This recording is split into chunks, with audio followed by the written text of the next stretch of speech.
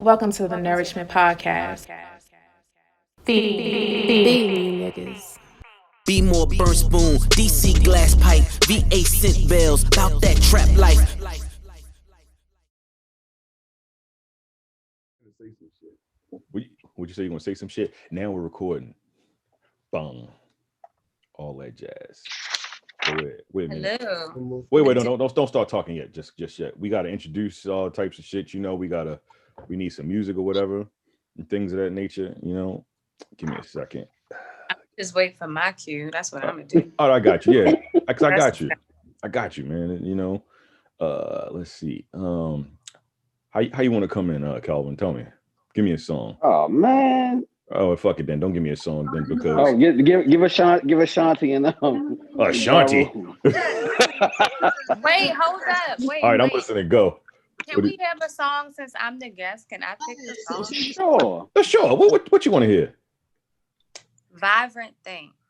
Vibrant Thing. Oh, okay. So you took it back. All right. Violators. All right. Motherfucking Q-tip. Okay. That's my shit. Okay. Well, that's your shit then. All right, let's see. Bang, bang, bang, bang, bang, bang, bang, bang. Let's see. I ain't gonna lie. I'm probably gonna listen to that CD tonight now.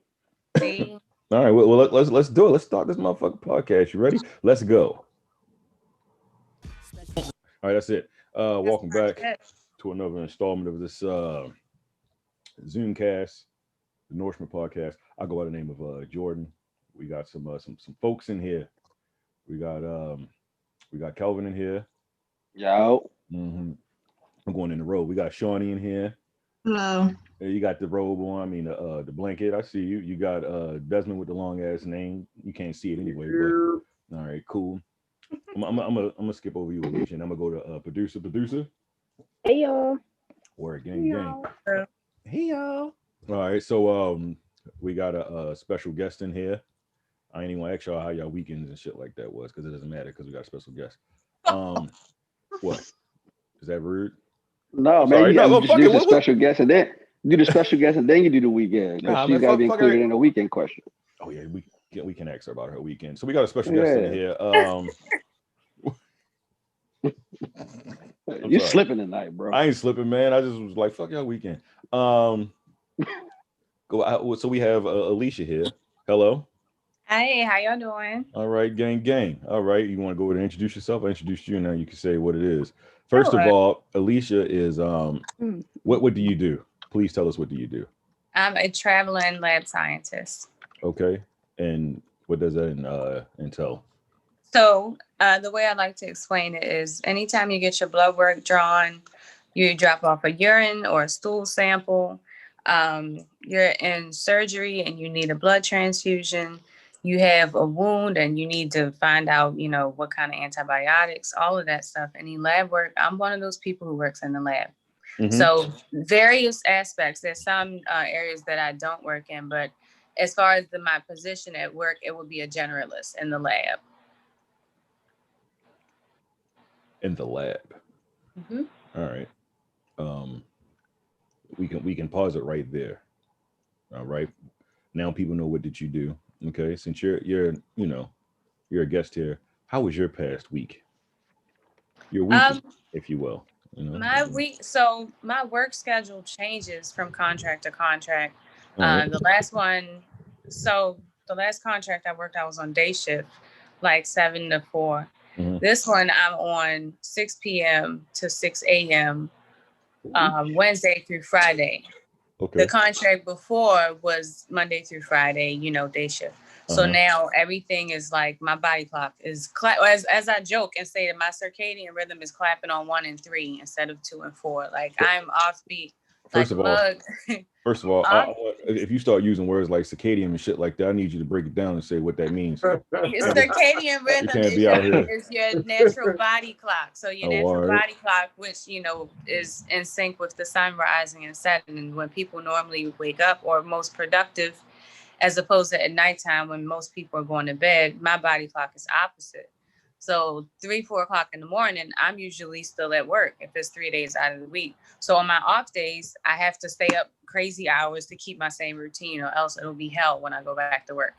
So it depends on what contract I'm on. I could be day shift, mid shift, evening, overnight. I try to do only day shift. And if I do overnight, it has to be in a row. I can't do 5 overnights. Like I know a lot of people have done it. Like I used to work at Walmart overnight. Oh my gosh. It's not for everybody. I'm not built for it. So there are ways that you can finesse, but I can discuss that further when it comes to becoming a traveler. Okay, so in other words, you didn't do anything this past weekend. What just happened? We just Oh my land. I didn't know I was rambling. You're absolutely right. I did not. In other words. Yeah, in other words, you didn't do shit this past weekend.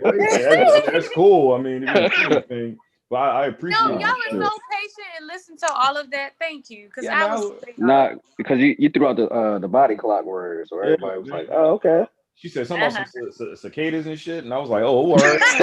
Cicadas. Yeah, like cicadas. What we doing? I know what was happening. I go. That's the name of the episode, though. Circadian, or whatever the hell it was. Well, yeah, yeah, you got to spell that shit for me. Text that name. Yeah, Circadian Rhythm is CIRCADIAN. I don't even so know like how to circle, spell it right now. like circle and Arcadian, circadian. Circadian. Oh, okay. Circadian rhythm. That shit deep though. Yeah, that's hard. Your natural body clock. Mine is flipped opposite. Nigga, I'm going so when I come home from work at 6:30 in the morning, I don't go to bed until maybe 9, 10ish, maybe 11. That's my midnight. So 12 noon, when people are at work, that's my midnight. That's when I'm going to bed. I'm usually already asleep. Well, here's a question. How the hell do you fix that once you like not working that shift? When I take my breaks in between contracts and I go back home, I retrain myself to be on daytime. How long does that usually take? Because I'm a finesser and I'm a fly dresser. Oh, okay. I don't know it. I'm exaggerating a little bit. I'm a thrift queen, so I don't dress like real flashy, but whatever. You can if you thrift, but yeah, I'm a thrift. Anyway, by finesser, I try to take off between 2 to 4 weeks in between my contracts because you don't get PTO as a traveler unless you've been with the company for a year, because most of your contracts are going to be 2 to 3 months. So, you don't have to work your contracts back to back. So I'm like, well, since I'm doing all this moving around, I like to take a break. Right. So I build my vacation time or whatever, around my breaks in between contracts, which is usually 2 weeks to a month.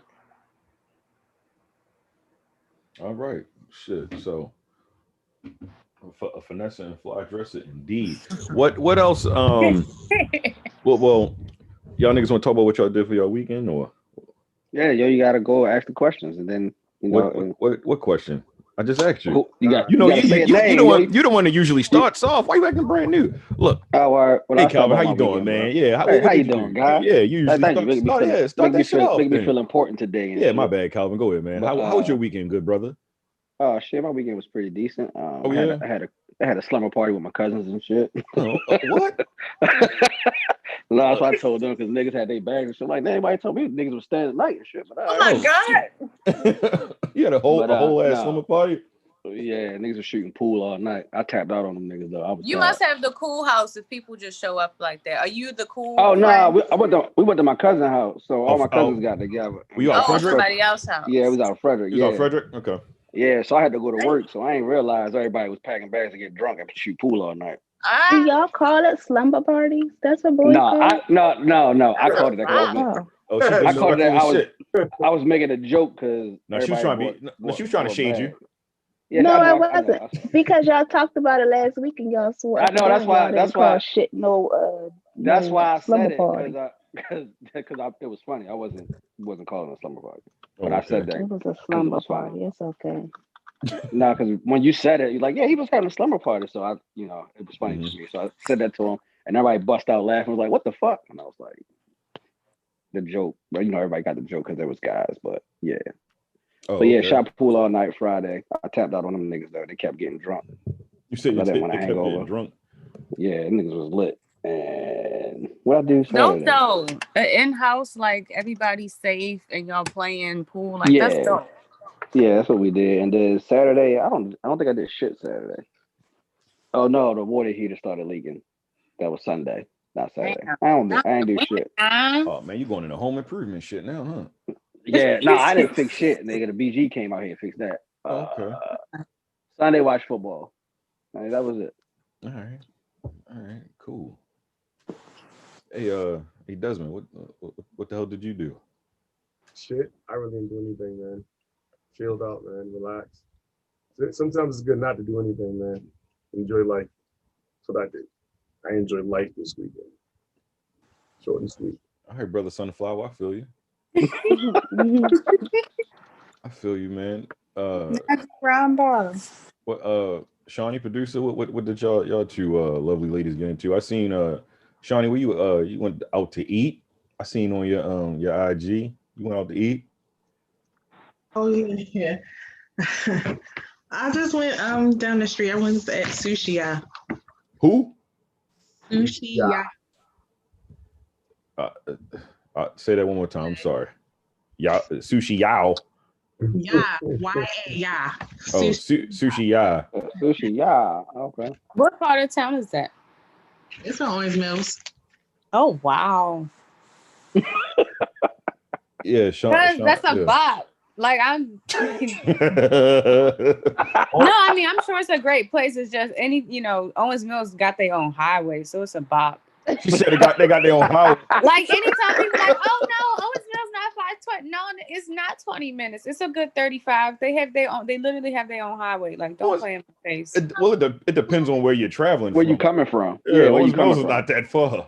In general, if you think most people are coming from a central location, to east, and not basing everything over west, it's going to run you 35 minutes. Oh yeah, if you coming from east. Oh, you coming up on the east side? I'm saying not even if I'm coming from like Sedonia or White Marsh. Period. You got to go up 795 and then the little nooks and crannies of the neighborhood. Owens Mills is a bop. All right. No, so for us, White Marsh would be a bop. Great. Say first of all, I'm not coming from Sedonia. Yeah. Yeah, I'm not. Yeah, going. see, that's what I'm saying. Like, I'm not going. 10 minutes from White Marsh. Yeah, we wanted to meet somewhere else. Then we wanted to meet downtown or something. Like I'm just not showing up. Like yo, we gonna be at Owens Mills. Cool, count me out. Yeah, I ain't gonna lie, that's a bop for you though.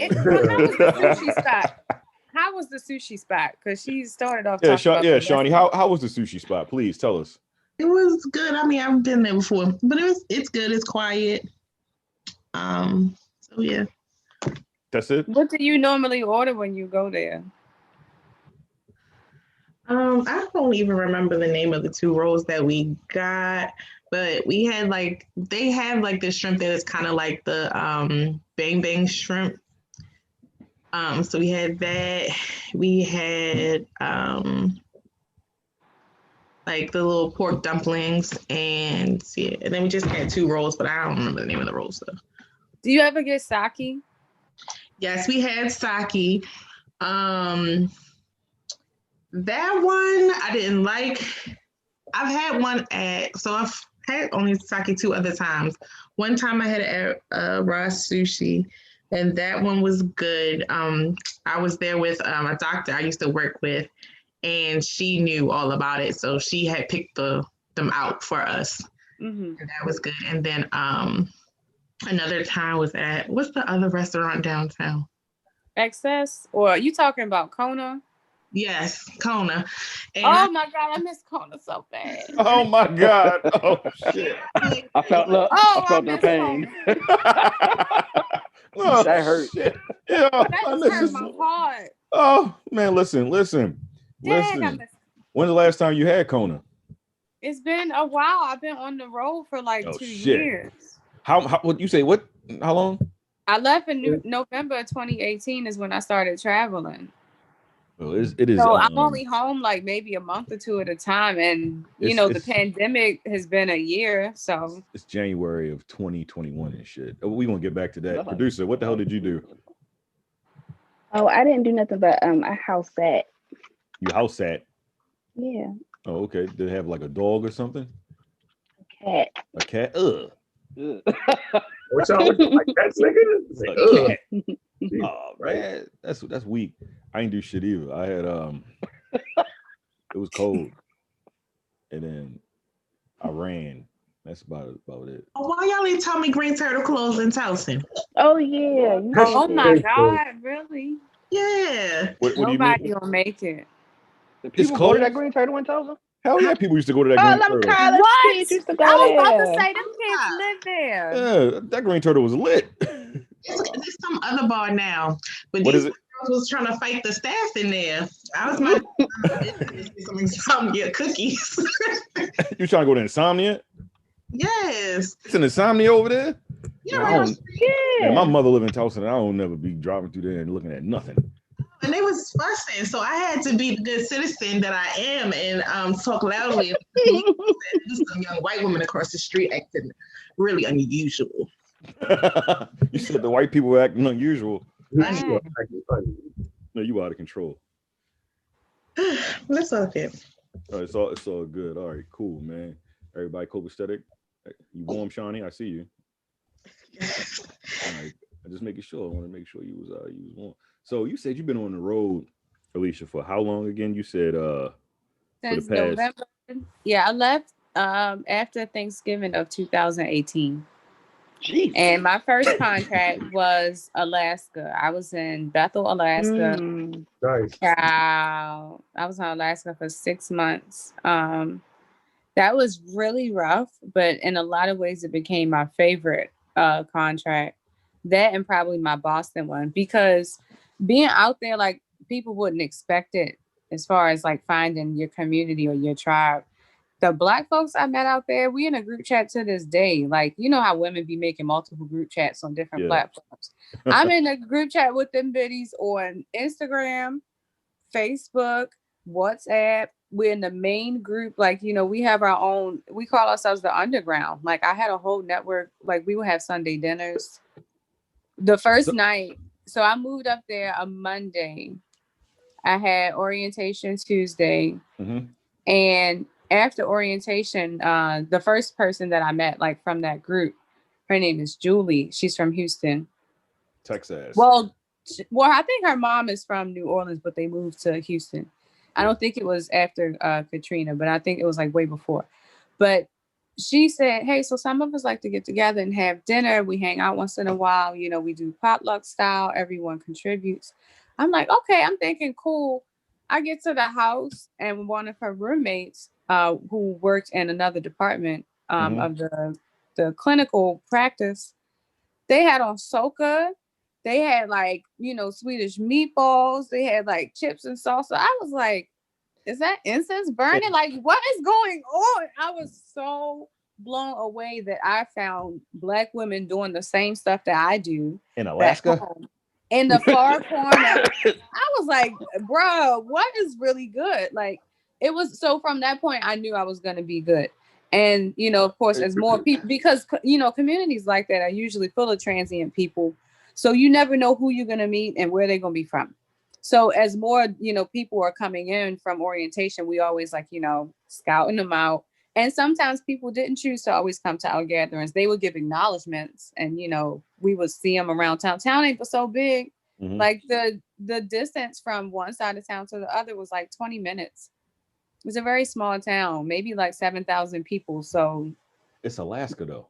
Yeah, it's Alaska. So like you forge these bonds with these people. It's almost like military in a way, because you feel deployed, you remote, everything is different. Like life, you know it, the life, the way you know it is different. So yeah, I mean, essentially because ain't no Black people in Alaska except for military kids.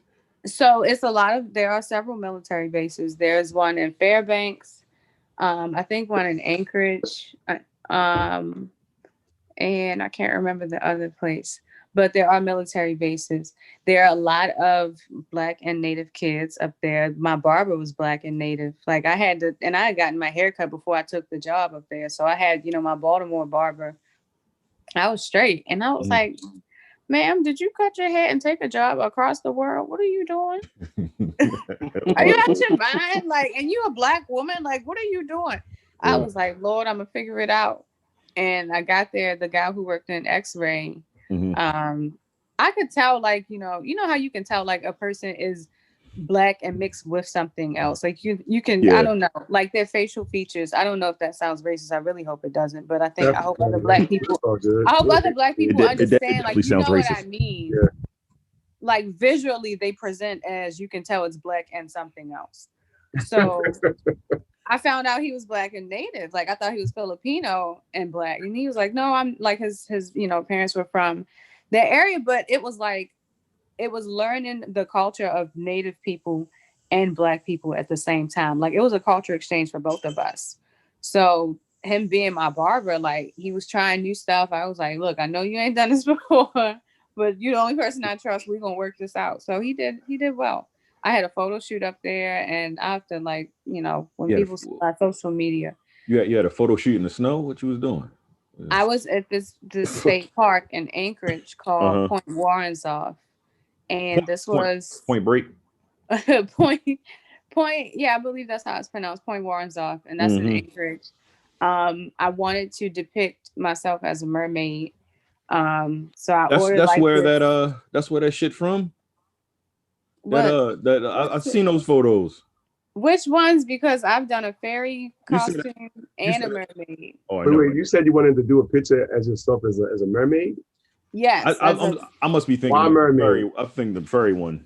Because I wanted to shoot near the water, and I wanted to be the represent. This was before Halle was even cast as the Little Mermaid too. Like this was 420 weekend of 2019. I think Halle got cast in like that June or whatever. But I want people to understand that mythological creatures can look like us too. Well, and there are a lot of like legends and stories of Black mermaids, especially in like Haitian folklore and like West African stories and things like that. And I believe in stuff like that. Just because we don't see it or have never seen things does not mean they are not true. And there's more stuff in the ocean that we've never seen than stuff on land. But that's what I wanted to say. Because Desmond, he met a mermaid before. Did they make you stop talking? Like, no. Were you allowed to speak? No, I could speak. They let you speak while you were with them? Yeah, we got drunk together. Okay. And they like took you back? No. So different types will take you back, I think, for 7 years. And when you come back, you're supposed to come back with gifts. Special gifts. This mermaid was just getting fucked up. We just hung out. She was going off. That's my kind of carrying on. I like her. Shoot, where was you at? Let me check it out. He was in North Carolina. North Carolina. Carolina Beach or Outer Banks? I'm not gonna lie to you. I don't know exactly. It was like close to Jacksonville, North Carolina. Maybe an hour and a half away.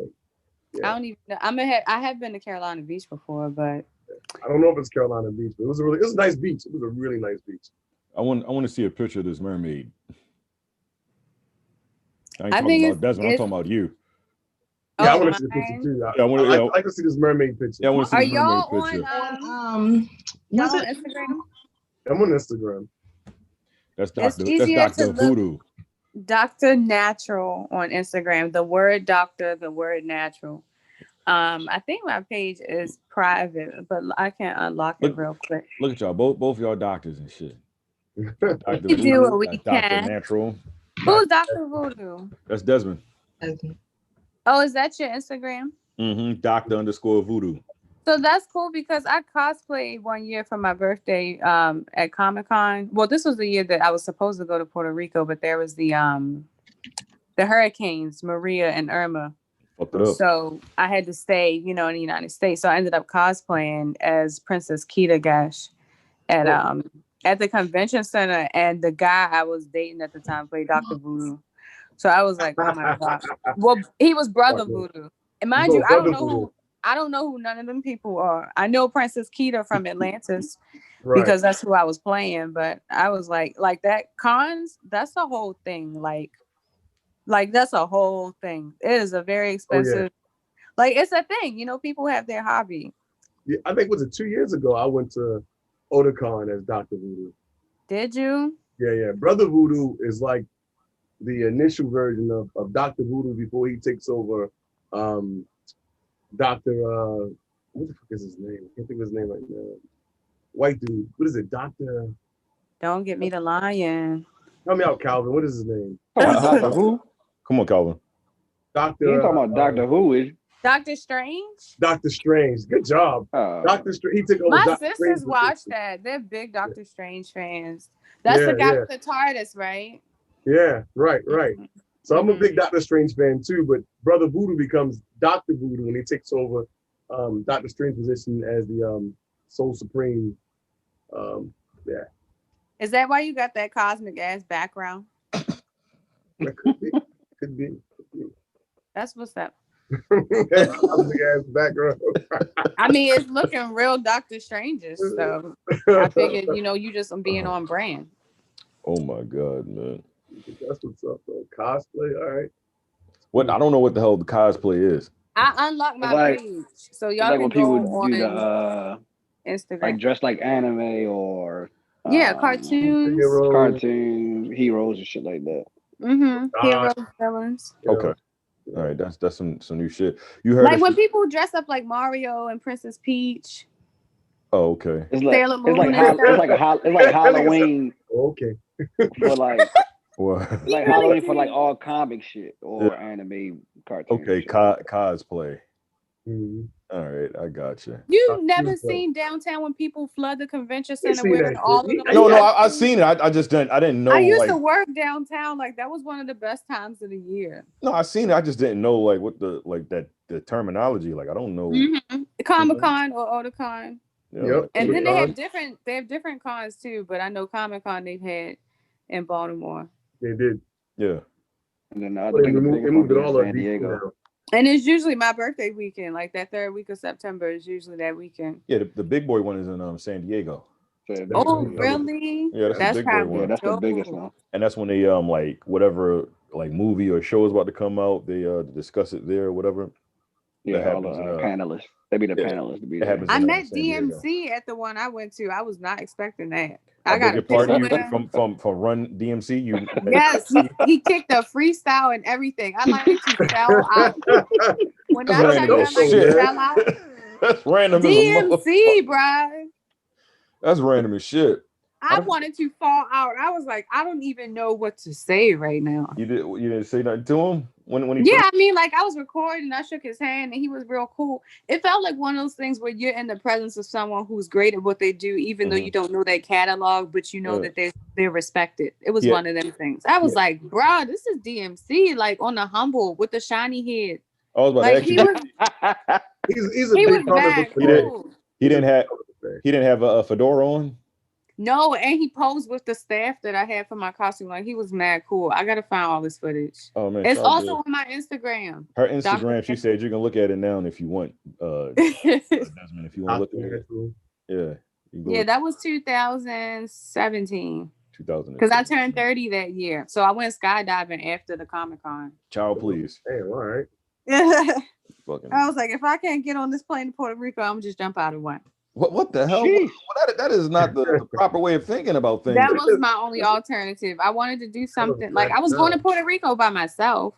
So I'm like, I was already going to do something by myself. Let me do something else adventurous since I can't leave. Do you like traveling by yourself? Yes and no. All so right, give me the pros and cons of why you don't like to travel by yourself and why you do like to travel by yourself. So the pros of it is I'm only responsible for me. Right. Anything that could go left, I'm the person who is responsible. I'm the person who gets myself out of whatever binds. There's no other liabilities. Right.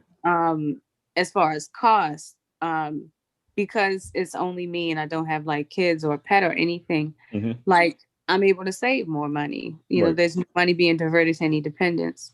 But I would say other than that, as far as cost and lifestyle, like it's good. I mean, like I enjoy it. I've been doing it, like I said, for 2 years. The cons of it are if you are, so I did it while in a relationship before, but that was already long distance. So to go even further distance, like being on an Alaska contract, or like I had an internship in Mali in West Africa back in December of 2019. So I was gone for 3 weeks, you know, so it's like because of my traveling for work, it's kind of forced me to learn how to travel by myself. And that leads into the cons where it's like, I like to do those things, but it's getting to a point where it's like, Dag, I want to share this with somebody. Like, I don't want to just take all these pictures by myself or, you know, this particular city. Like, I know that, you know, whatever partner I could be with would have a particular interest there. It's like after a while, you get to the point where you want to share it with someone. Yeah. So I'm always very transparent about that. Even when I talk about it on Facebook or Twitter, I say, if you're good with being by yourself, if you're introverted, if you're fine with not having like companionship often like that, or if you are in a military relationship or whatever, or if you're good with long distance, it's perfect for you. The issue is now that we in a Panasonic and I travel from work. Panasonic? Yeah, it's like we're in a whole pancetta out here and I can't really express to people enough that single travelers, and it's not like, you know, it's this thing where we're like, Lord, like help us, listen, I'll cry. But it's like, to be realistic, it's already hard when people are home and restricted in their hometowns. But when you live in a whole nother city, in a whole nother state, and you don't have no people there, and you're restricted from meeting people in your area, it can be very isolating. It can be very depressing. How often do you feel like you're lonely when you're, you know, you're out there traveling? Like, does loneliness come over you? I would say loneliness as far as like feeling like sad, homesick. Not like homesick, like I want to hug a man, you know, I want to, you know. He talking about the woman urges. Yeah, you know what I mean? Like you know, I was about to say, like, you know, just, you know, like how, like I'm sorry, I'm just trying to be respectful. These sound effects you got going on. They're sending me out. Just trying to be respectful. Like when, does how does that happen? Does it happen? Does it happen often? Like how do you? As a single woman in her 30s, it is not always easy being on the road when you have no one consistent in your life. And I will leave it at that. All right. It's not always easy living like this. I always tell the women, it seems glamorous, you know, you get flued out, or like my agency, they care. No, not as far as a man. Yeah, I know. Not I got you. Yeah, we know. I got you. No, we know. Yeah, my agency will will fly me out or give me a rental car or whatever. But I'm like, that doesn't necessarily mean that someone is joining me on all of these different places I'm living. And I think some people get that impression because they're like, you never home. Yeah. You always try, like that thing with Beyonce was like, you never home. Where you going this time? You never sit down. That's literally me. Okay. But that doesn't mean that there's someone accompanying me that way. So that's for me as a single traveler. For the people who are in relationships, there are some couples who've been traveling together, which I think is awesome. Like a lot of nurses who are like their kids are grown, they travel together, or they work in like the nursing homes and stuff like that, or as like patient care techs. There are some people who wait until their kids are grown and then they go travel the world, and the money's decent. So I'm like, it works good if you got a partner, because then y'all both caking. Yeah, man. Well, sorry that you're lonely. I'm good. I would much rather have. I'm good. I would much rather have an occasional lonely day than to be involved with someone and feel lonely in a relationship. That's what I'm saying. So like I'm good at that shit. The lonely days don't come that often. Then the lonely days are not at the point where I feel like overwhelmed. You're okay. Good. That's good. That's because when your mental health comes in the play or whatever, and we can't have that for you. Yeah. Like, have you ever gotten bored and just came home? Like, fuck that, I'm going home for a day. Yeah, I've sneaked home for a weekend. I surprised my sister. She was really happy to see me. So most of my family left Baltimore and they're in South Carolina. So in between my contracts, when I'm off, okay. So when I'm off, I'm in between Baltimore and South Carolina. So I sneaked home to Baltimore one time to see my sister, but my family and I are very tight knit. I'm the damn Dora Explorer of the group. So I don't know how my mother puts up. Like, I don't know how my mother puts up with me. I don't. She get all my flight confirmations. You know how you book something, they like ask you if you want an additional person email. My mother makes me like I have to put her on all my itineraries. So you said you've been to Africa or whatever. What's some other spots you've been to working? So my travel contracts, I did Alaska for 6 months. Mm-hmm. Then I did Holyoke, Massachusetts for 3 months. Mm-hmm. That was cool. Then I did Africa after that for 3 weeks. Then I did so last year, and I was pumped about last year, even though 2020 was overall a shit show. Mm-hmm. I knew that when I started traveling, I wanted to have 4 contracts in 1 year in 4 different states. Mm-hmm. So last year I got to do that. So last year I did South Dakota from January to February. I lived on an indigenous reservation, the Rosebud tribe. Nice. That was sad. That shit was sad. Like I ain't even going. Okay, can you tell them about because you told me the story. I want you to tell them about some of the things that was going on with with that reservation that you was living on. Please, like so some like their addictions and things of that nature that you've seen. So when you think about indigenous people, if if they cross your mind or if they come in your conversations, it's never or it's rarely from a point of what strides they're making or what progress they're making. It's like they had to fight to get something and now they got legislation or somebody finally approved something for them. It's never like, them just chilling, having a good time. Yeah. So living on a reservation, I was like, this is why. Like, so for starters, when a tribe is wealthy, or when like some of, and I don't know if you're aware, but there are some tribes who are wealthy and some who are poor. The wealth of your tribe depends on whatever that resource was where they live. Mm-hmm. So the tribes who have like timber, water, oil, stuff like that, gold, the government, as we know, essentially snatch what they had, but they get their reparations or their tribal allocations. I don't know how the money gets divided. Don't ask me.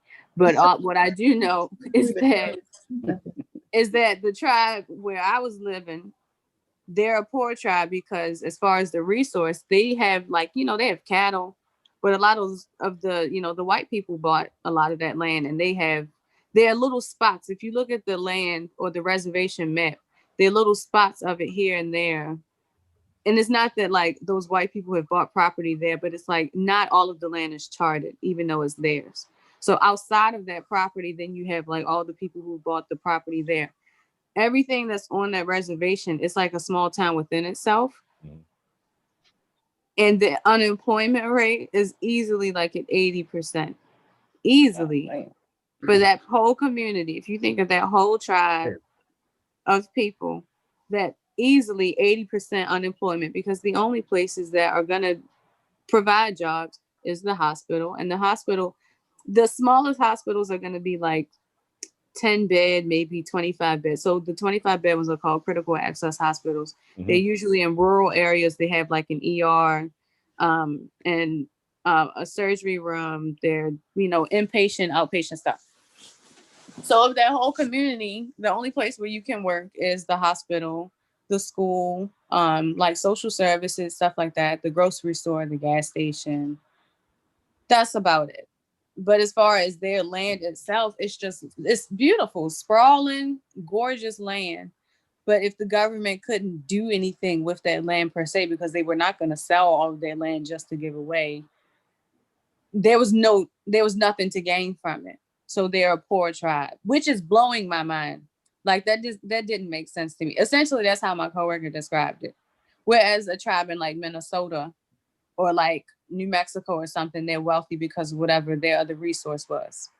What state is this again? Again? This was South Dakota. Oh, no wonder. South fucking Dakota. No one cares about that state. Listen, even during when the virus was picking up, their governor was trying to allow people to come in without checkpoints. The indigenous community is one of the worst affected when it comes to disproportions in healthcare. Mm-hmm. So to not allow checkpoints for like people having temperature checks or whatever, or describing their symptoms to come into an indigenous community, all I think about is smallpox blankets. Like, what? Not like, I think that to not have any preventative measure before coming in, because ultimately we know that stuff can spread regardless. Mm-hmm. We know that, but to not have anything in place to prevent those people from having, from being exposed. I was like, South, they do not care about those people.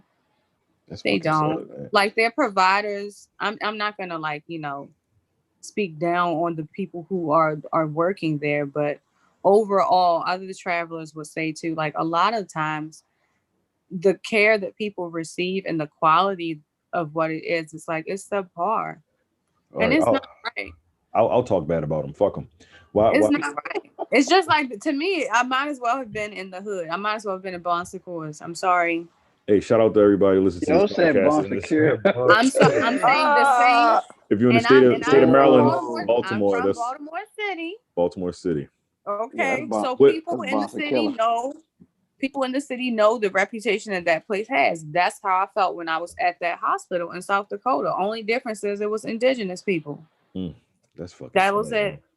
And then over near Bon Secure, you got the junkies. So we don't call them junkies. They're people who have addictions. The point is, those people usually have care that has a quality far less than what they deserve. Why you can't call them junkies? Because it's derogatory. What the fuck is a derogatory name for people that get high? People who have addiction. Everyone's background. What you say? No, I'm not talking about the indigenous people. I'm talking about the black folk that's over there on Bon Secure. I'm saying it's a derogatory. Everybody's background. What background of getting high? I'm saying, as a healthcare provider, I can't just call someone a junkie. No, you can't do that. I can though. A person who is suffering from an addiction, or a person who has an addiction. A mental illness, all them bitches just crazy. Fuck them. They silly. You can't get your emotions together. You silly. You crazy. You see how that's dismissive? That's inappropriate. That's different. It's not different. and what bitches you saying was crazy? Oh my God. I'm not trying to use a slur to describe people who have addiction, is all I'm saying. What I'm saying is there's a parallel in the two hospitals in underserved communities. And yes, in marginalized communities. Me neither, Desmond. So we can't say literally the same. Crackhead a bad word? Is that derogatory? Crackhead?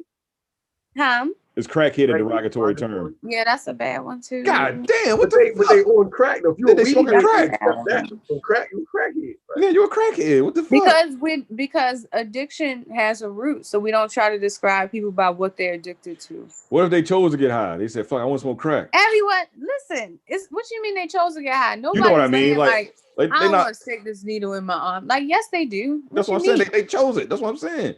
It's heroin addicts. You know what? I want to shoot dope. What I'm saying is it's not politically correct to use terms like crackhead. Damn, man, you can't call nobody fat no more. You can't call nobody a crackhead. You can't call nobody a junkie. They will light your ass up. I learned this week you can't use the term red bone. It's all types of shit you can't. Racial. No, because this shit out here, boy. Because that stuff didn't come. The thing is, those are slurs that didn't come from us. What you say, Shawnee? You can use whatever term you want to use. Just know that if you are in a public setting and in certain settings, you will face backlash. That's it. People get too fucking sensitive. People saying crackhead? Not crackhead though. People will reply to you. You can say crackhead, faggot, bitch, hoe, slut. Whoa! I'm not saying no. She went in, bro. She went in. Ain't nobody go that far. Yeah, ain't nobody go that far. You tripping? Oh, that's the only word that's off. Oh my God. Yeah, you dropped the F-bomb out here. I'm not out here in crowd saying that shit, man. What's wrong with you? But crackhead though, man, that's nuts. I didn't know that shit. I didn't know you could. Something every day. Yeah. Sorry, I'll take the crackheads into consideration when I see them, and I won't. You won't. You'll forget after this episode. Nah, man, I don't want to. I did my part. Yeah, you did your part, huh? You know. So what do you just say? People, users. People with substance abuse disorders. When the fuck did it, like, seriously, what? Dang, they changed it. You can't say addict neither. You can't say addict either. That's a fucking. I don't know about addict. I don't know about addict, but I know that they base it on the person who has a condition, not the condition. When did that change? Like, when also, it's the same as autism. Medical backgrounds. Of course, she's not going to call them that. A person, right? Call them whatever, so you can call them whatever. Right. So it'll be a person who has right. You're not going to call them that. Fair. All right, I'm listening. Same thing with autism. I'm thinking with some feedback. I don't know if y'all can hear me. Yeah, we can hear you. Oh, I was saying the same as like autism. We don't say autistic child or autistic man. Oh, you say a man who has autism or a child who has autism. Because things that come with a negative or derogatory connotation. You're like, oh, like it can sound insulting and offensive, calling them just by what their condition is, because people are more than what their conditions are. Oh, fair enough. So okay. So yeah, that's I'm still. I mean, I understand you know you're a healthcare worker or whatever, so you can't use terms like that. So if I'm out in these streets still, I might drop a crackhead every now and again. That's how the streets be. I understand. I apologize. I don't mean no harm, crackheads. I don't think that you're calling a person this to their face. It's just that in a public setting, I'm not out here just rolling up on crackheads like, hey, crackhead, what's going on? No, we're just saying that even in public settings, like I understand, like this is a show and you're recording everything, but we're letting people be aware that in certain spaces, that's definitely frowned upon. Okay, go ahead. Giving us all this fucking nourishment and shit. That's why we wanted you on the motherfucking show. I am kicking something. Anybody want to ask her anything? Anything else before I don't know if you guys talked about it while I stepped out, but since we are in the age of, just entrepreneurship and just finding other avenues besides college, like what education did you have to have in order to do your profession? So I went to the illustrious National Treasure Morgan State University, and my alma mater is a national treasure. So I love to brag on my school. I graduated in 2014. I didn't start working in the lab until 2015, and it was definitely like, wow, I get to apply these concepts from class. Like I'm in a hospital. Like this is somebody's like real life in front of me. So it was nice to finally be in the field. So I did my program. It's a subset, I guess, in a way under the biology department. It's called medical technology. So my degree is a Bachelor of Science in medical technology. And there are not a lot of lab programs, and a lot of hospitals and a lot of colleges have closed their lab programs, which is terrible because you're always going to need people to run your testing. So I'm always trying to recruit. Real quick. Hey, Shawnee, did she answer your question? Okay, cool. I lost my train of thought real quick. I'm sorry. Anybody got any more questions? I seriously lost my train of thought. Dude, I have a question. Go. And it's only because you travel so much, and a lot of people some people they don't like to answer, but I want to ask you. So with your agency, like, do they require y'all to get the COVID vaccination? My agency has not required me to. Oh, okay. My employer, the hospital, well, I'm contracted to work at the hospital, but I technically work for the agency. The hospital has prioritized that, the people there working get the vaccine. I have not taken it. But my name is in I'm one of the people who's qualified to get it. Like you're the first responder type, that list or whatever, like, hey, we need you to come get it if you can. I don't know if it's because the healthcare workers are like the first people they just yeah, because I'm an essential worker. So I don't even tell people like that. Like my family knows, my friends know, but like on social media, I don't say it that. I have mentioned it before, but like I run coronavirus testing. Like I do it at work. How do you feel about running that kind of testing? Do you get nervous or anything like that? When I found out that it was going to be a pandemic behind it, I laughed because I was like, guess what? As a lab professional, you should always wear personal protective equipment. So to me, that's a regular day at work. So I was never shook to begin with because I already get respiratory samples when people have the flu, and I test them for flu A, flu B. When people have tuberculosis, when people have mono, strep, all that. I run those tests all the time. So a coronavirus test is going to come in some extra packaging, and we might got to process the test different and change gloves in between and do this and do that. To me, it's a regular day at work. and I can't afford to live scared. And that's the other thing. If I ever feel unsafe or terrified or scared, I can't do this. I can't travel for a living, and I can't travel for leisure if I operate in fear. So I hope that answers that question. It does. Mm-hmm. Okay. It does. Anybody else? Anybody else? Because we in the COVID. We got the COVID part of this. This questioning and shit. Do you know what COVID is? Like where it came from and everything? So there are different types of viruses that affect the respiratory system. When you get your cold, like, people have a regular cold and they better in like a week or whatever. That's a rhinovirus. Rhino. That's on the back of the Lysol can. Right. So rhinovirus is the cold. Then you have rotavirus, which is one of like the intestinal viruses. Norovirus. Coronavirus is one of the respiratory types. And there are different types of coronaviruses that people have already been, sick by years before. Like there's a Middle Eastern one. There was another variant. I can't remember the name of that one, but this one, because if you ever hear them saying like the novel COVID-19, they're saying novel because the structure of it is different than other coronaviruses. If that makes sense. If all coronaviruses fall under a certain type or a certain shape of virus, like they all have whatever such and such virus, that prefix in the front describes the type of virus it is, and it like means something about the shape or the structure of the virus itself. So all coronaviruses have like a crown type of spike on their surface. So the one that we're dealing with globally fits under that family, but it has a shape. Essentially, it means that it has a shape that isn't one that they've recognized before. I don't know why it started in Wuhan. They're saying that maybe it could have started from a lab over there, or I think that they debunked the whole bats thing. I think it's very interesting that other outbreaks have happened from that area.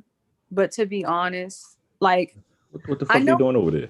Like, I like, and that's the thing. Like, I know a lot of people are very skeptical. Yeah, like I know people are skeptical, and I get it. Like, governments are not always forthcoming and honest about, scientific research, and I see why, because it can cause panic. So I understand why people are skeptical from a government perspective, and like a tinfoil. Unit 4500, protective med, South Tower. Y'all can hear that? I'm so sorry. I was like, Lord, somebody needs to evacuate. I was like, wait, you need to get the fuck out. What's going on? What the fuck? I am afraid. What is happening? I was shocked. It's a fire. Oh, it's a fire. You said that shit too casual. It's a fire. It's normal. It's okay. Fire, okay, I guess. Okay. All right, as long as you cool. Yeah. Yeah, all right. I'm sorry, sis. You got it. It's a fire, whatever. Right. It's a fire. Shit happens. Shit, niggas burn shit every day, B. They happen all the time at the hospitals. It's okay. All right, cool. All right, continue, please. about spikes on novels and shit. So I was saying I understand why people are skeptical when the governmental leaders are talking about whatever aspect of it, but I want people to understand that pandemics are not something that the government necessarily orchestrates. This is a thing that happens from a biological perspective. There are things that because viruses, bacteria's job is to stay alive and mutate, to adapt to different ways of infecting the body. There's always going to be a new strain of something that people haven't been exposed to before, and it's up to your body's immune system to fight that off. So I get why people feel like the government is trying to manufacture this thing. I really do get it. And the other side of it is these things happen. So like in the meantime, just take the measures and the precautions until things subside. How do you feel about this first part of the question, how long does it usually take to come up with a vaccine? I don't know specific times, but from what I've read, around like 4 years or so. Okay. So with that being said, do you think it's safe to take this here vaccine for COVID-19? I think people should research each company and decide if they feel comfortable with it or not. As a healthcare worker, I understand that I have the priority of getting it. And I think that people should also be allowed to feel hesitant about something. I think that you can do both. And ultimately, if people decide to get it or to not get it, they're making the best choice for them. It's really not one of the things where I feel like I'm saying, you should get it because this, and that. And I'm not going to say, don't get it. I don't trust it. I understand why people want it right away. And I understand why people don't want it. I say that as a healthcare worker. I say that as a Black person. I get it. I get both sides. I really do. So it's like, do ultimately what you feel is going to make you feel comfortable. Vaccines do not give you immunity. No. In this case, it would help you it would target certain factors of the virus that are effective at getting into your system or making it, a stronger reaction or making you sicker. So it can fight. Like the flu shot, right? So when I express how diseases or viruses or infections are transmitted, I'll say it like this. I like to make sense when I give analogies, and I tutor also. So shout out if y'all know anyone who needs tutoring, I'm available for tutoring. So let's say that someone's trying to break into a house. Most people are gonna do what? They're gonna try to kick the door in or break the door, because if you pick a window, you're gonna have to break the glass and then climb in, and you don't know what's underneath the window, right? If you're smart, because you're a virus, you're trying to break into this house, this person. So you're going to try to get into the doorway. But you've been breaking into people's doorways for 30 years now. People done have reinforced doors. They got door jams. They got the bolts. So now the viruses have mutated. So now they can be like a slinky. So now they slide down your chimney. They come down in your chimneys. And they come down in your vents and your airways and stuff. Or where your dryer blow air out. They come in those vents and those ducts. So now it's like, we could break in the door, but we can come in through the vents. So that works for about 20 years. Now the people have sealants and things that detect when it come in. So now the virus mutates and it can bite through the cement and concrete like a termite. That's essentially what viruses and bacteria do. They find ways to get inside your body different ways. Those are called virulence factors. So it can be the spike that attaches onto your cell. It can be the capsid that detaches and then comes into your cell. It can be little proteins it sends to break down your cell. But there are different ways that the virus gets this new ammo or new ways to break into your cells and infect you. So when people talk about these new strains, and we've said new strain in Brazil and this and that, that's because they want to keep breaking into your house. That's supposed to happen. So the vaccine is giving you those other measures to keep the things from getting inside your house. So some parts of the vaccine will give you stronger doors. Some parts of the vaccine will block out your vents and your ducts. You're just going to have to live with stale air. I'm sorry. It's one of them type things. That's how it works. All right. Essentially. Look at you. All right. Shit. I'm old. So if people choose not to get the vaccine, they can boost their immune system and, eat and drink things that are healthy for that. What are some things you should eat and drink that are healthy for it? Well, a lot of people are, and I am not a pharmacist or a diagnosed professional who can write scripts. So do not quote me. I'm not held liable for anything you take or will not take. A shamanai, okay? Elderberry, vitamin C. Vitamin C all day, gang. Vitamin C for sure, elderberry. Definitely staying hydrated. Washing your hands is a strong vitamin. It's a really good one. And I would say that the top two that I would know of are elderberry. And I take an elderberry supplement, and vitamin C as well. I do as well. Being aware, one thing I learned, because as a healthcare worker, I have to wear my mask all day. So I don't want to hear nobody complaining about it. I have to leave that on all day, whether I'm with a patient or not. So I didn't realize how much I touch my face because I'm trying to adjust my mask. So that's other ways that people can become infected if you're not paying attention, because people don't realize how much you touch your face. Adjust your glasses, touch your hair, do your eyebrows, anything. Becoming hyper aware of your own habits. Yeah, stop touching your face. Do better. Do better. Hey man, look, listen, that coronavirus shit is depressing. Go away, Shawnee. What you about to say? Something to double back on it because I don't know if you so an article that came out like 3 weeks ago, and they were talking about Bangladesh. Was it Bangladesh? I think it was Bangladesh. And they were talking about what's it called, the NAF virus or whatever. Anyway, but when they first heard about the outbreak, because they've been researching the bats and knowing that they carry coronavirus anyway, they were able to, because they have like 70 million or something, like they have a lot of people there, but they only have like 8,000 cases because they were able to contain it because they already knew what this virus was going to do. And so they were just trying to let people know that, there could be like another outbreak with, another virus. I forgot what it's called though, but if hantavirus? People... HANTA, hantavirus? Because I know hantavirus is tied to bats. Let me see. Hantavirus. If y'all knew how many crazy words I had to learn in school, it was no point asking people to help me study. What is it called, Shawnee? It's NIPAH. I don't know, so Napa virus, but Napa know-how. Napa know-how virus and shit. So they were saying that the death rate ranges from 40 to 75%. God damn, what? Half occurs. But what they were saying is that, like, I guess these particular bats, when they were having their outbreak, was because I guess they like the sap from the trees. And so if people went to go like tap the tree and like get the sap to drain, the bats would like end up like defecating, in like the bucket because they're, drinking or whatever. So they like or whatever in the bucket, and people couldn't tell or whatever. So you're ingesting whatever. And that's how people were becoming infected. So she sounds okay. That is a great way of describing things that have an intermediate host.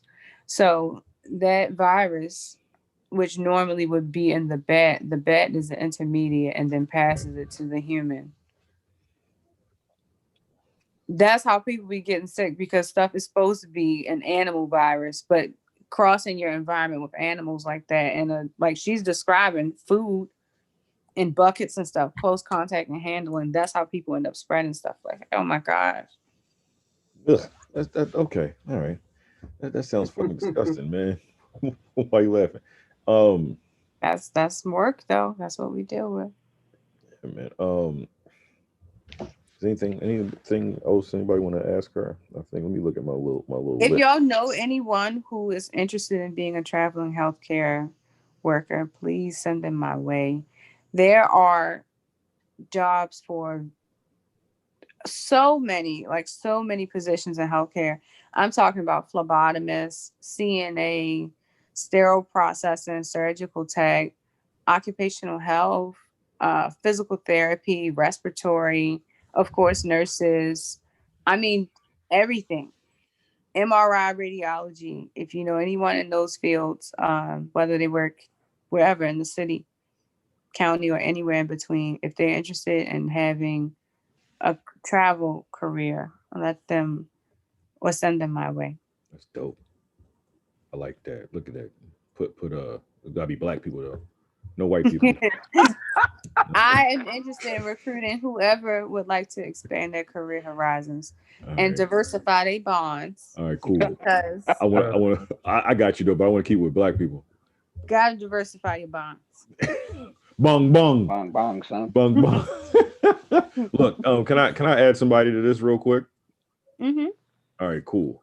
You guys probably know this person. Coming to the stage, Sexual Chocolate. Look at all the sexual chocolate. Yeah. Oh, Bill. Is he gonna say something, nigga? That's fine. He can. Is he on this motherfucker? Zoomcast Poppy. Yeah, Zoomcast Poppy. That's me. Oh. What the fuck? Are you on mute, man? He on mute. Nigga talking. Yeah, you gotta touch your phone, bro. There you go. Look, he got the little brick background. Hey, nigga, come on. Is he got Naruto hat on? You're muted. You're muted. Oh yeah, he's on Yeah, mute. yeah. Okay. You on mute. Okay. Well, Can y'all hear me there now? you go. All right, now we can hear you, good brother. All right. God dang. I feel Hey, old man. as hell. Yeah. I'm not the techie right there. I'm old as hell. Hey man, ladies and gentlemen, there go good brother Otis right there. I wanted to add you to the Zoomcast right here, man. How you doing? I'm great, brother. I'm great. How you? Hey man, look, I can't complain. I'm fair for a square. Right now we have Alicia extraordinaire. She in here bringing down some novelties of the coronavirus and spikes that come with it, and if you know anybody that want to travel and get money that know how to fix like MRI stuff, Healthcare workers. What? If you know any healthcare workers who are interested in doing the travel aspect or floating around the country and U.S. territories, because they have openings as well, Yeah. send them my way. Phlebotomist, I pronounced it all nurses, fucked up. phlebotomists, Nurses, all that shit, man. If they work in a hospital, CNA, they come get the DNA. You feel all me? of that. Come on now, come through with genetic material. Man, look, Especially listen. if they get the DNA. Yeah, you know what I mean. Look, you drop it. I pick that shit up. You feel me? We out here. Anybody got any more questions for her and shit? Because this has been dope, man. Needed this nourishment right here. Any more questions? All right, so I got a question. Like I'm kind of coming into it. Just a little bit about your background and what you currently do. Nigga, no, we already did that. Nigga, no. Nigga, no. No, you give him the cliff notes. Give him the cliff notes. I'm a traveling lab scientist, so any blood work or body fluids that get processed in a hospital, I'm one of those people who does that. Okay, and I travel to different cities in the country and in the world technically, but for the most part in the United States. So where there are openings and there are shortages, I take contracts. So I've been to Alaska, Iowa, South Dakota, Massachusetts, and now Vermont. Nigga, she was in Africa, the brotherland. You feel me? That's crazy. So when COVID first started, shit, here he go with the same question. When COVID started, this is how I knew. And everyone was asking, like, people like, do you think it's real? This is how I knew that it was something off. And of course, I didn't know that it was coronavirus, but I knew something was off. When I was working in South Dakota, mind you, my contract there was from January 7th till Leap Day, right? February 29th. In the 7 weeks that I was there, we would have patients come to the ER, and I work Monday through Friday. We would have patients come to the ER, let's say Monday night. Let's say 5 patients total over the course of my shift of 8 hours, maybe 5 that I could just randomly say maybe 5 people could have symptoms, and I'm running their tests for mono, strep, flu A, and flu B. Mind you, RSV is only supposed to be on children or like immunocompromised people. By Thursday, at least 3 out of those 5 people were coming back. Same symptoms, stuff not getting better. The following week, 1 or maybe 2 of those people from that Friday are coming in the same thing. I'm like, why is this negative? How is the flu negative? Why is the flu? I'm running stuff over them. Why is this patient flu A and B negative? And I ran them last week. Why is that strep negative? Why is that mono test negative? I mean, none of them. It did not make sense. So when people, and mind you, I was there January, February of 2020. In December, I was in Africa, and that's when it kicked off. So I wasn't doing corona tests in Africa. I was working with a veterinary lab. So it's like we had heard of it, but when I flew back, I got back from Africa like 2 days before Christmas. I flew into Dulles, and there was a sign for people coming from Uganda at the time saying, if you're coming from Uganda, we need to answer some questions because they had an Ebola outbreak. That was the only outbreak that I knew about. We had heard about what was going on in Wuhan, but it wasn't what we had knew in March. When I left South Dakota, Leap Day, came home, hung out, whatever, back home in March. March 13th, no, it wasn't March 11th when Trump locked it down. I don't remember. Whichever one of those days, I was like, I wonder if it's because they can't figure out why people have been getting sick and they can't figure out why. All those people who were saying that they had it in December, January, February, I believe you. Because so many people's tests was coming back negative. I'm like, this machine cannot be this off. It can't be. And it wasn't just like we had this one little thing. Other people in other facilities were saying like a lot of their stuff was negative. I'm like, yeah, because we didn't know we were looking for something else. Yeah. Like one I do crazy gotta. thing.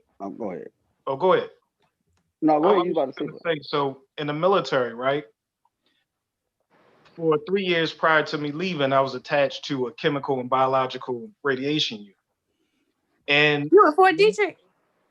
no, I was at Camp Frederick. Camp Frederick. She looked like she was scared for you. No, because I was like, oh my Lord. Because he knows what it is. Yeah, she like she was scared. Yeah. But the problem is that like when it came to chemical and bio warfare, right? We were given a certain level of training. And then when COVID kicked off, the proper PPE that you guys were supposed to wear, like I saw hella nurses not wearing any of that stuff. And that's something that I was gonna like kind of mention. Like, you guys really didn't, you weren't protected when it kicked off. Like, I didn't see anybody covering faces. No. And like like a lot of they didn't allow y'all to do a lot of that stuff. And like with my background, I was sitting there like, these nurses are like about to go through a crazy ordeal because they're not properly protected. I was fitted for an N95 and they would switch them out. So at the end of the day, the phlebotomist would collect everyone's mask. We would have this bag and she would put it in one of the side phlebotomy rooms and they would have this UV light and they would just beam them. We had to use the same, like, there were nurses who would like their N95 mask was raggedy. Yeah. Because we had to keep, I was like, what country are we living in? Y'all bragging about all of this, and I gotta reuse. I got lipstick. You know, I'm trying to be cute. I'm thinking I can throw it away, and they're like, "Oh no, no!" But I'm trying to be cute. We on lockdown. I'm in the middle of fucking corn country, Iowa. I'm trying to be cute at work. I'm about to take the mask off, and they're like, "Oh, we put them in the UV bag." I said, "What?" They try to get you. He is not a good way to clean it.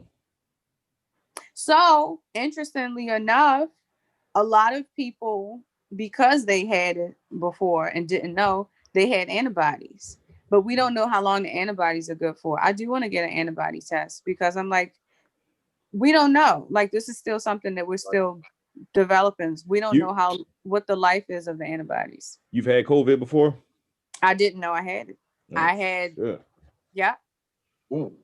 Yeah. Okay. Didn't even know. You know how I found out? How did you find out? When I left Iowa, I took July off. And I was working at my old job downtown Baltimore at the biopark. So they were just reopening anyway. They had been closed, from that time in March until July. So when I was coming home, they were reopening anyway. So all the employees had to have a nose swab and blood work.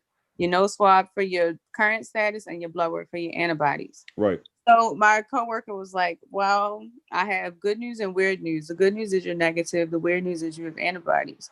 I said, well, when did I get it? Because I've been in Africa, South Dakota, Iowa. Shit.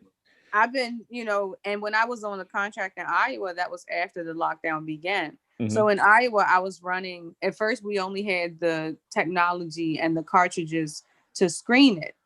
Then when we got the cartridges to confirm it, we were running them in-house. So I was running corona tests since March. Damn. But I don't know when I had it. I don't know if I had it back when I was in South Dakota on the reservation. You see what I'm saying? So that asymptomatic stuff is real because I'm like the most I had since I came back from Africa, and that was 7 months. I came back from Africa in December. I got that test in July.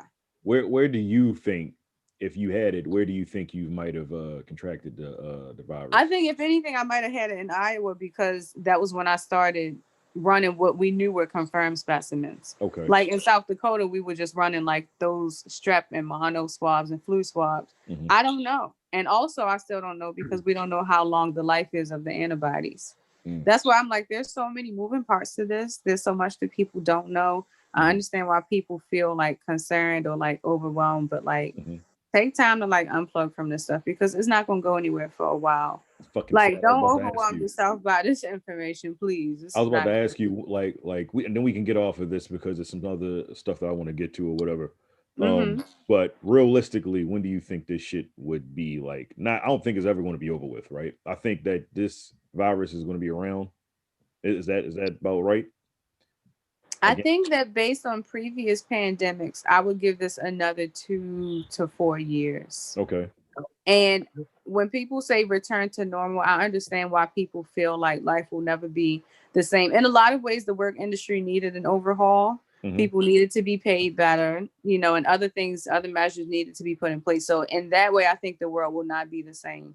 Exactly. I think we will eventually get to having events like we did before.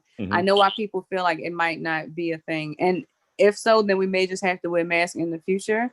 But I'm like, the Spanish flu decimated so many people, you know, 100 years ago. And we had, you know, Freaknik and Woodstock and Essence and everything since then. Like things eventually do. She said Freaknik. Man, I'm too late. I'm way after my time. Freaknik, man. Ain't none of us old enough. I'm saying in the sense of like people being close. People during the Spanish flu days may have thought the same, you know, they felt the same way that we felt. I think we need to find their journals and see how they dealt with it, because we've never had to deal with this before. But eventually things did go back to having gatherings and masks. So I know people feel like it may not be a reality, but I would say give it maybe, as far as big outdoor events, I wouldn't put it past 3 to 5 years. Do you think? And that's being generous, because it depends on having good leadership as well. That's what I was about to ask you. Do you think if the administration that just left office, do you think if they took better precautions when this shit first kicked off, do you think it has gotten as bad as it's gotten? We would be in a much better place if we had competent leadership. And it does play a role as far as what people believe and whether they want to move forward, because it's like a global thing. And very few things have affected us on a global level like this. But when people feel confident in their leader, they tend to follow suit. And I don't want to call people sheep, but it is what it is. From a global perspective, when your leader is competent and confident and on point with stuff, you feel secure in them. And we didn't have that. Damn. There you I go. also like to add something. So militarily, right? About 4 years ago, there was a report that was sent to the previous president and the administration, stating that there would be some type of biological attack on U.S. soil. 4 years ago. I believe it. They don't say anything about that. And there was, they put together a mission. And if you look it up, it's called, you can look it up you can Google it.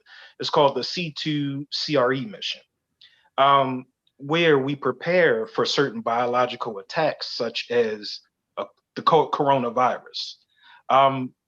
So the U.S. has been prepared, like they have precautions set up militarily to protect from it, but they didn't enact it when COVID went and, came in and attacked us all. Another thing, I also work for the Food and Drug Administration, FDA. Now, normally, the trial periods are like 2 to 3 years to test a vaccine. Nigga, you late, man. We already said that shit, man. I said 4 earlier. Yeah, but this is the thing. Like we're completely rushing it. I'm sorry. No, it's cool, man. You ain't know, man, because it's all right, my good brother. My bad. No, go ahead. No, I'm sorry. No, get your shit off, man. No, because you FDA ass nigga, you can go ahead and say what it is, baby. Go ahead. It's cool. It's all good. Nah, because you was late to the party. My bad, yo. No, you ain't got to say you're bad. Now go ahead, get your shit off, man. Look, listen. Come on, soldier boy. One thing is, like, internally, we keep asking the higher ups, like, what's going on? Why y'all doing this? Like, and why are you trying to rush it? Right. And they talk about like the emergency precautions and all of that. But another thing is the previous person who ran the FDA is now in charge of, I believe it's the Pfizer vaccine. That's interesting. Pay attention to what's really going on. Convenient. That's very convenient. The previous... Where's that Cardi B meme? How convenient is that? Yeah, like you really be surprised behind the scenes how some things are really going down. So, what do you think is the agenda than globally, because it's not like the U.S. is the only place that has coronavirus. Right, exactly. Well, I mean, it's trying to call population. Too many people. I don't think it's a population control thing because they try to control. There are other things that are tied to the pandemic and the fallout from it that people can profit from because of the free market. I don't think it's about killing people. Now, the only person I will say that who was invested directly in people dying was what's her name, Loeffler in Georgia, who bought stock in them body bags. Yeah, I don't know who else. Yeah, I don't know who else did that, but people like that, I would say, are directly invested in the death aspect. But as far as other stuff like medical equipment and stuff like that, the mask, like people are wilding with these mask prices. Let's be for real. Like people are investing and profiting from the fallout and other things tied to it. And Bitcoin. Because like the pharmaceutical people who provide Bitcoin is crazy. Yeah. The people who provide the vaccine, like they're not even so like if somebody die or get injured or anything, they're not even responsible for anything that happens to somebody else. So like it's actually a law that when they come with these vaccines, they can't be prosecuted or anything for any negativity that people from it. Which is crazy. Hey man, look, listen. I'm like, that's not the same as a waiver when you eat the fucking hot wings. Like this is you're not signing up, and it's just you gotta take it, and whatever happened to you happened to you. We'll figure it out the next batch around. That's nuts. Like I seen the one video with the lady, she was just shaking for no fucking reason. Yeah, she took the vaccine. That shit scared me. We just lost Hank Aaron. They trying to say that a couple of days prior he had took the COVID-19 vaccine, but they try to say nah, he didn't die from that. That was natural causes. I was about to say Hank Aaron was old. He was old, but I don't know about that though. Come on now. Yeah, that nigga was chilling. He was chilling. He was eating chitlins and all types of shit. The next thing you need to tell me, he was chilling, but considering life expectancy, like Hank has lived a long time. Nah, man. I'm not saying that COVID. I'm not saying that he should have. I'm not saying it should have been sped up. I'm saying considering life expectancy, he was definitely on the far end. Yeah, man. Look, listen, man. He was old. He deserved it. It's like no. Oh, that's fucked up. You know what though? Yo, fucked up. When we talk about vaccines and research, I used to work at a pharmaceutical research place. The place downtown where I said I had to get my test done. The BioPark. University of Maryland. Yeah, there are all types of drugs that people sign up to do studies for. I'm not. That should be crazy. They pay you for it. The checks are crazy. Yeah, the checks are crazy. You worried about that bitch quacking and shit, and you got a whole ass. You got a nigga like, well, why my ass so big? Your ass big as a motherfucker. You look crazy as shit. Like, what the fuck happened? You gotta test it. What'd you say? You gotta thank those people for the advancements that we have today. Somebody has to test it. Hey man, God bless them, man. I hope they did get paid handsomely. They out here walking with a big ass all of a sudden. This shit. They did. Yeah, Tony got a big ass and shit. Tony went down to BioPark and niggas said, "Fuck it, man." They said 50 G's. I told him to slap that shit on me. And next thing you know, I woke up, I had a whole ass. I was like, "What the fuck happened?" Had a whole ass. A whole ass. Not the regular one. That nigga had a whole new ass on him. Like, God damn, Tony, what happened, baby? What's going on? Shit, put the nigga on the strip. No, let's get away from this fucking virus talk, man. This shit is terrible, man. Look, listen, before we get away from it, though, Alicia, you had shared a story with me. You were driving somewhere, and I don't know if you want to share it or not. You were driving somewhere, like in the middle of, America or whatever, and you had like an accident.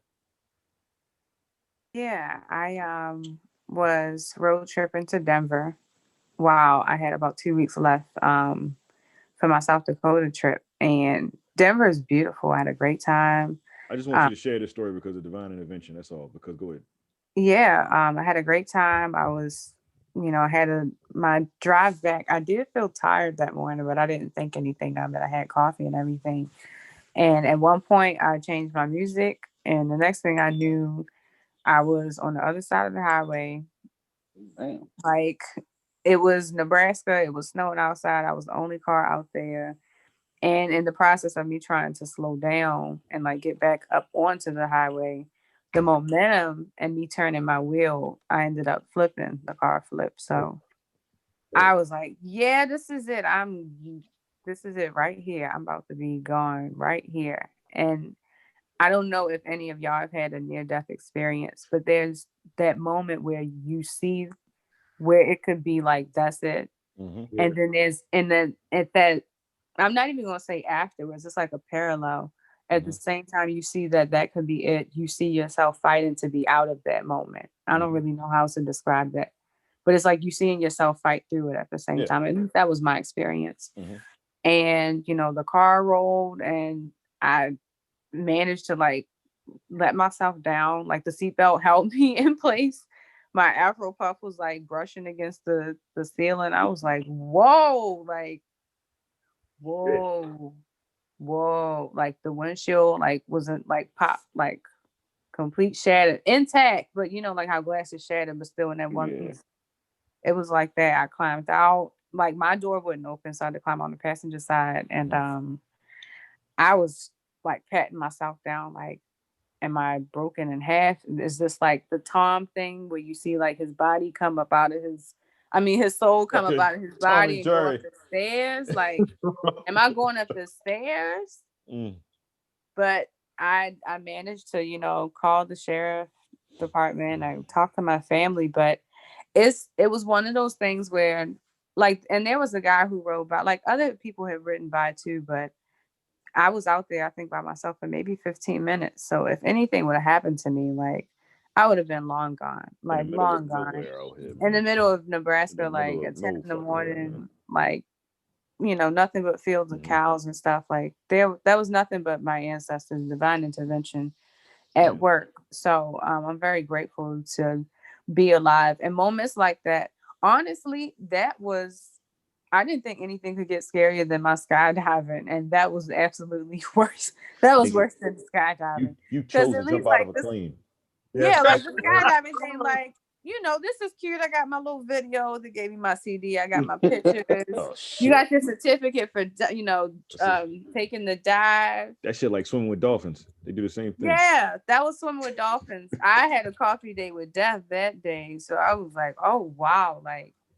I encourage people to, whenever you have like a serious traumatic incident in your life, regardless of what it is, like take time to process it, talk to somebody about it, work through it. But it's something that can stay with you forever, but you manage it in waves, if that makes sense. And that's another thing I always advocate for when I talk about my life as a traveler, as a person who's often like traveling alone and experiencing things across the world, like by herself, and learning how to navigate things like that. You have to take into account your mental health and how you present things and how you process things. Like, you don't have to be in a rush to have this superwoman persona. Like, I didn't realize that sometimes it can come off that way, like this superwoman Carmen Sandiego, like travels the world, scientist, and then like, because I don't think about it. I'm serious. Like, you know, I don't think about it because it's what I do for work.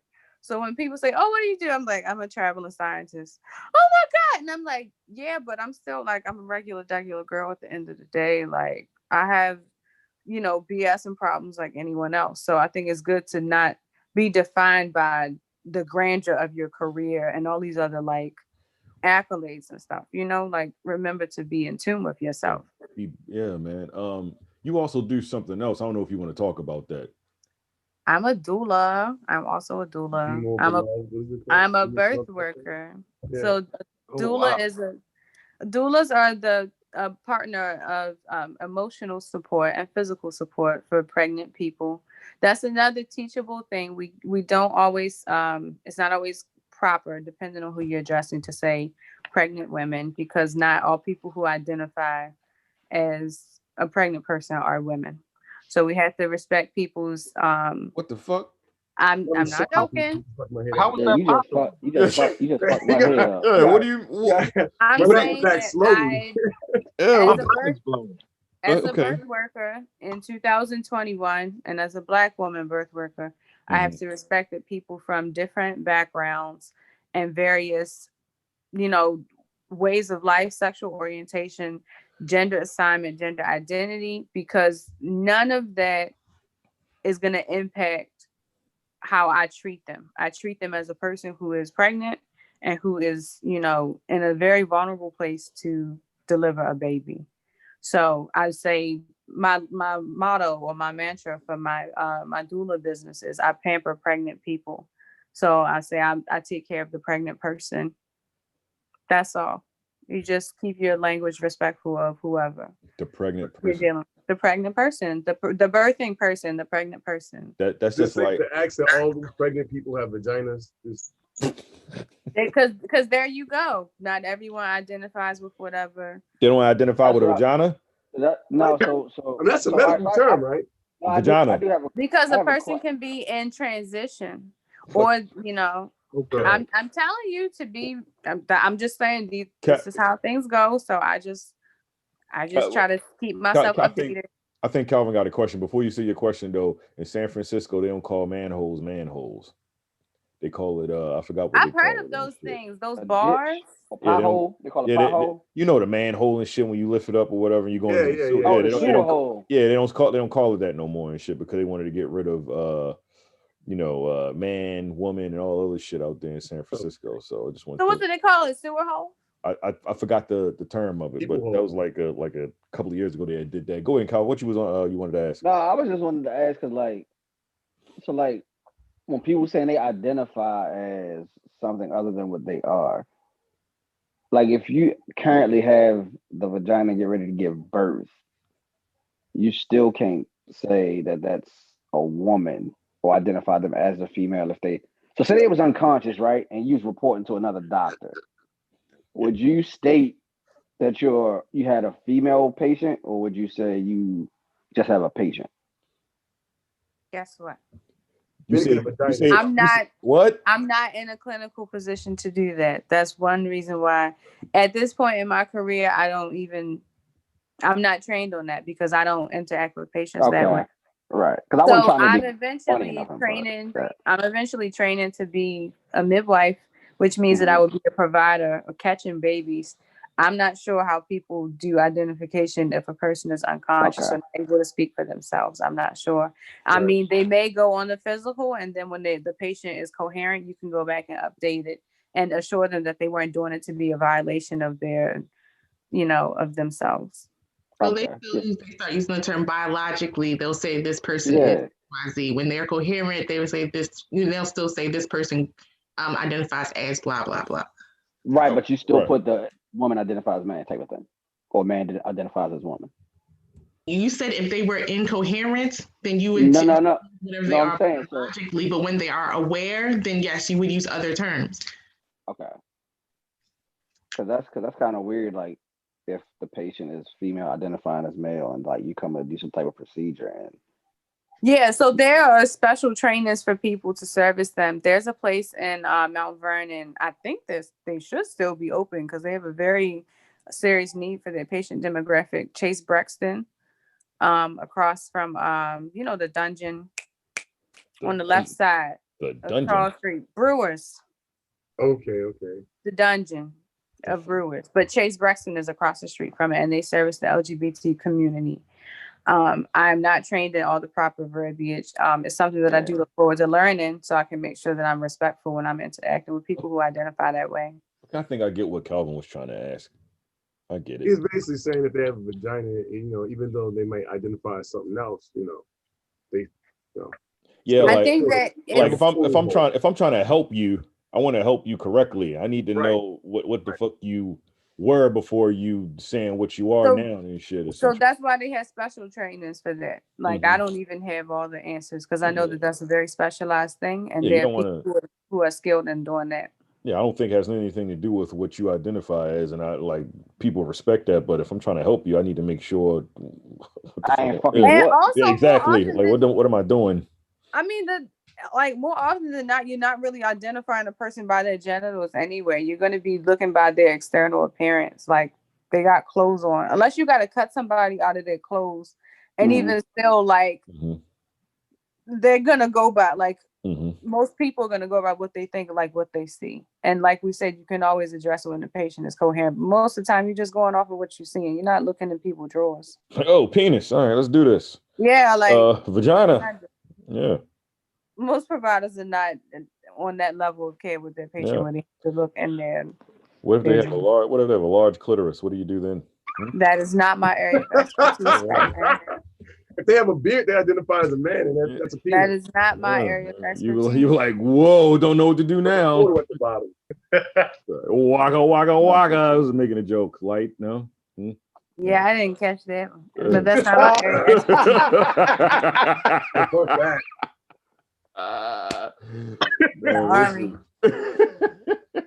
Whoa. No, my brother, you're on your own. Whoa. No, I was trying to follow. Yeah, no. Anybody have any doula questions? So while I was in Alaska, I don't know if I missed that. I don't think I did. I wanted to ask that question. Like, what made you want to become a doula? I wanted to be in birth work for a while, and I just didn't know what aspect. I thought I wanted to be a neonatologist. Then I thought I wanted to be a surgeon for, like NICU babies. And it's like, okay, how can you be directly involved and you already in your mid-20s and you graduated college, and okay, so maybe you can be a PA, because of being a PA, you have a little bit more flexibility. Whereas like a doctor, you just in that one specialty. And then I was like, no, I want to be directly like involved in the patient care. So I started the doula training, and the more, as a lot of times doulas who, I can't even say like the more births that you attend, but a lot of times doulas want to become midwives. And as a midwife, you are a provider, like the same way that people have a cardiologist or people have an endocrinologist or a podiatrist is the same thing for midwife. A midwife is like a provider for women or people who identify as having, those parts, right? People who can get pregnant, people who have periods, or people who have uteruses, or, things like that. But the midwife is a provider for, those people, and they can write prescriptions, they catch the baby, they do like the wellness checks and GYN exams and breast exams and all of that. So that is on my, my goals eventually to accomplish. But as a doula, I get to be like the emotional support person for the pregnant person. So my first babies that I attended, and it was just me, like myself, was in Alaska. So while I was in Alaska, I was working in the lab, but I would volunteer my own time at the prematernal home that they have for the women in Alaska. Essentially, the prematernal home is like, in my town, this was like the hub to maybe 52 other cities. So imagine Baltimore, right? And then they fly the moms in from like Frederick, from Charles County, from La Plata, from, Cecil County, stuff like that, at week 37, because full term is, at 37 weeks. And, a full pregnancy is like 40 weeks. So it's really 10 months. Everyone says 9 months. So they fly the women in from these small villages, and they are waiting essentially for a couple of weeks until they have their baby, and they fly back home. But there's no one that's coming with them. Like, their husbands are home, and they've had like 4 or 5 kids already, most of them by this point. Culturally, they're not real big on birth control. They're not really rocking. I mean, some of them do. Like, there are some who would come in and get like the shot or the implant or whatever. But for the most part, they're not big on contraception. So they could be, I'm 33. Some of them who I was assisting, they were on their 5th kid. And, it is what it is. So I offered, my time and said, I know you're here by yourself. I'm offering like this wellness class if you want to do like prenatal wellness. So they let me, like the hospital let me partner with them. And I would do like meditations. I would burn incense. I would sneak and burn incense. You're not supposed to. I was like, y'all gonna get this Erykah Badu today. But I would put it in the window. You gotta put it in the window. That's how you get around it. And I will only burn the small sticks, not the regular ones. Or I would just bring my oil diffuser. I would massage their feet. I would bring Epsom salt, my shea butter. I would rub their backs. Like, a lot of them said they had never had a back massage. I was like, girl. And they we were cracking up. Like, I talked to them just like how I would talk to my homegirls. I'm like, no, when you get back home, tell his raggedy ass to rub your back. Like, they were so funny. So 3 of them ended up calling me saying 2 of them called, and one of them I happened to be at work, saying that they were in labor. So like, I jump up, like running in the middle, like the little houses behind the hospital in the middle of Alaska, like at 12:30 in the morning, like, Oh my God, because this one told me that this was her 7th child, and she told me that she likes to wait until the last minute. Yeah, you see what I'm saying? She likes to wait until the last minute to go in. So she waits her labor out at home and then goes in. So when she called me, I was like, are you ready? She was like, I'm ready to push. I was there in like 7 minutes. And she had the baby like 30 minutes later. But they are culturally, they do not only are they not huge on birth control, they don't really do anesthesia. So if you want to, if you want an epidural, you have to go to Anchorage, and that's an hour flight. And you can have hour flight. God damn. So let me. Yeah. Anchorage is 400 miles away. So you can fly to Anchorage and get your C-section, or it's to Seattle if you have to, if something is more severe. But yeah, so they're very, quiet. They might grunt, do a couple 3-4 pushes, and they're out. It was mind blowing for me to see that. I was like you done. You finished? You done? Okay. Baby out. All right. I never and you expect because American women are screaming and they laying in the bed and everything. They're very. It was kind of interesting to see that dynamic. Ain't Alaska in America? It is. I think she more so side of the states. It's colonized by America. It's acquired by America. Yes. Yeah. But yeah, it was interesting to see that. But I was so adamant about them having that support.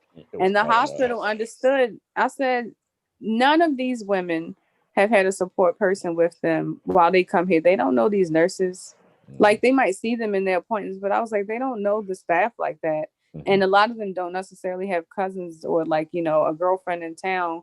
So you have a whole baby. You come in, you stay at this hostel with other pregnant women. And I'm not saying that this is a bad thing for them to have this experience, but I'm saying that they don't have any support while they're laboring, while, the days in postpartum, and when it's time to go home, and you're going home on a plane with a whole baby, a whole car seat by yourself on the plane back to your village. I was like, this is crazy. So the only way that they could have the support is if a doctor would sign off for an escort. So by the time I was leaving, they emailed me saying that they were going to start a program to do it. So I was pumped because I'm like, I created a job. I created a job in Alaska. That's always going to be one of my biggest flexes. I don't know what point they are in development for that. And I would love to go back and get that off the ground. I wouldn't go back for the lab. I would go back for the pregnant women and the community there, because I feel like this is more of a teach a person to fish instead of giving them fish. I don't want to come and be the doula just for this community. I want to teach them those skills to support those people there. And then they can have that in their community. People have already taken everything from those people, they've already been colonized beyond measure. So I'm like, I just want to add my skill. And they said that they would like to have that kind of thing. So I'm not imposing anything on them. I made a whole Facebook post and everything. I was like, let's take a poll. Do you want something like this? And they were like, I've never had anything like that. I had, they had 6-7 kids and never had nobody to rub their feet. So now everybody think they're supposed to get their feet rubbed because the black lady who had the shaved head was there. You over there starting trouble. I spoiled them. I spoiled them. They would post on Facebook, send me pictures of the babies. They all still. I'm like, because I spoil you. Shout out to the women in Alaska out here having millions of babies and being pampered. That's what's up, man. Anything else? Where's Shawnee? So I got a question. So you do placenta artwork and the placenta capsules. Like, how often are you actually doing a placenta capsule? Like, are people, like, a lot of people get that as a popular, or I'm curious. You said to do who? Placenta capsules.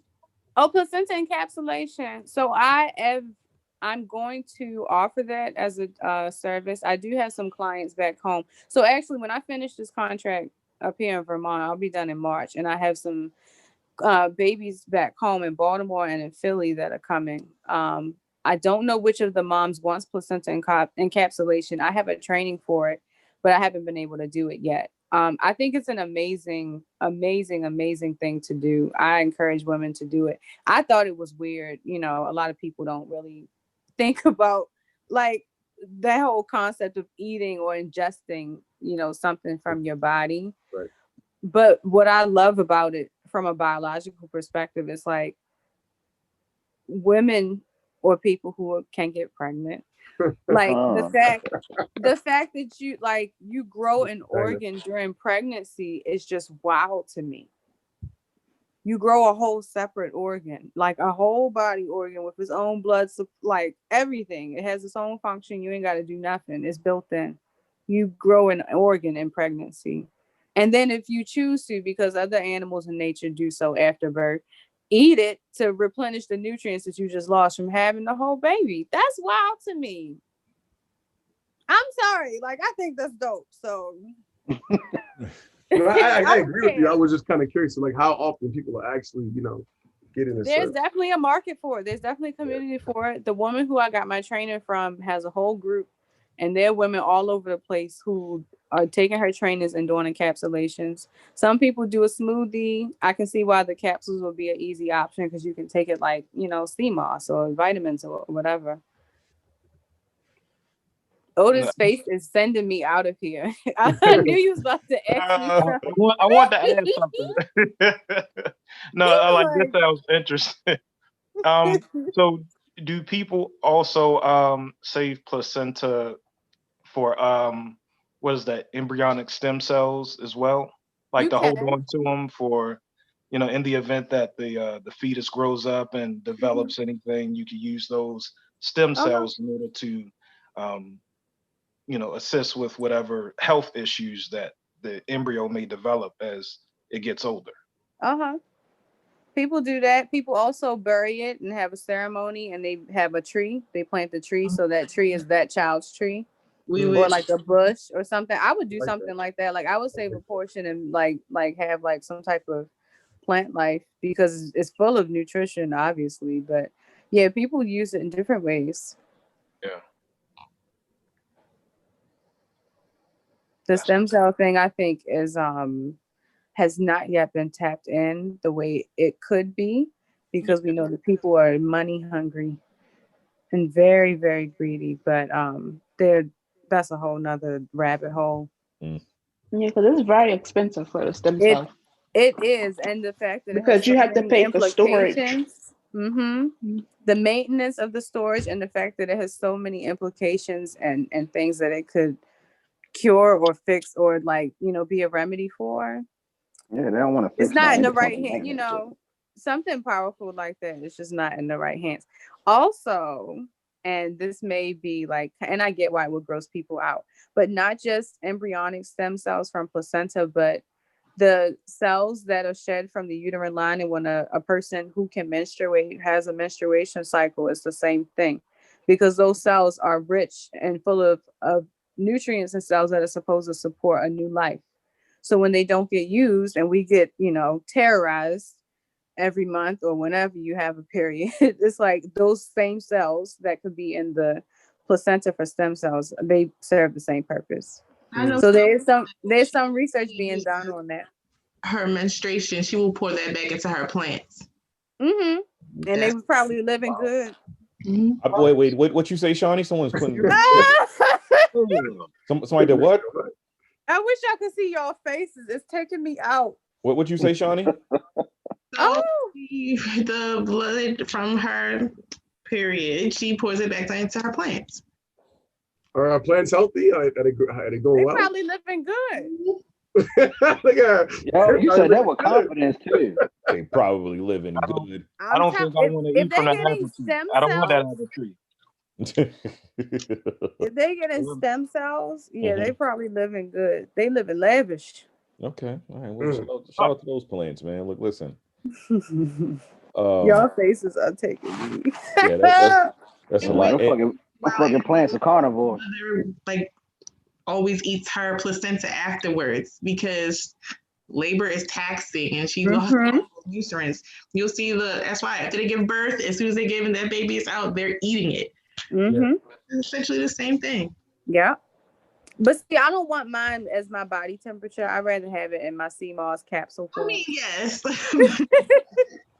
Are you saying they just taking that shit straight off the table?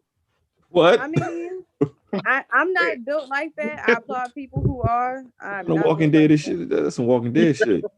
Eating a placenta sandwich. Yeah, straight up But off I've off heard the rip. of some Like women. hand to head. No, I know in some like midwifery stories. Midwifery is the study of being a midwife. Midwifery. It looks like midwifery is definitely a funny word, but I've heard midwifery stories of women having placenta, like ingesting it when they were having bleeding issues.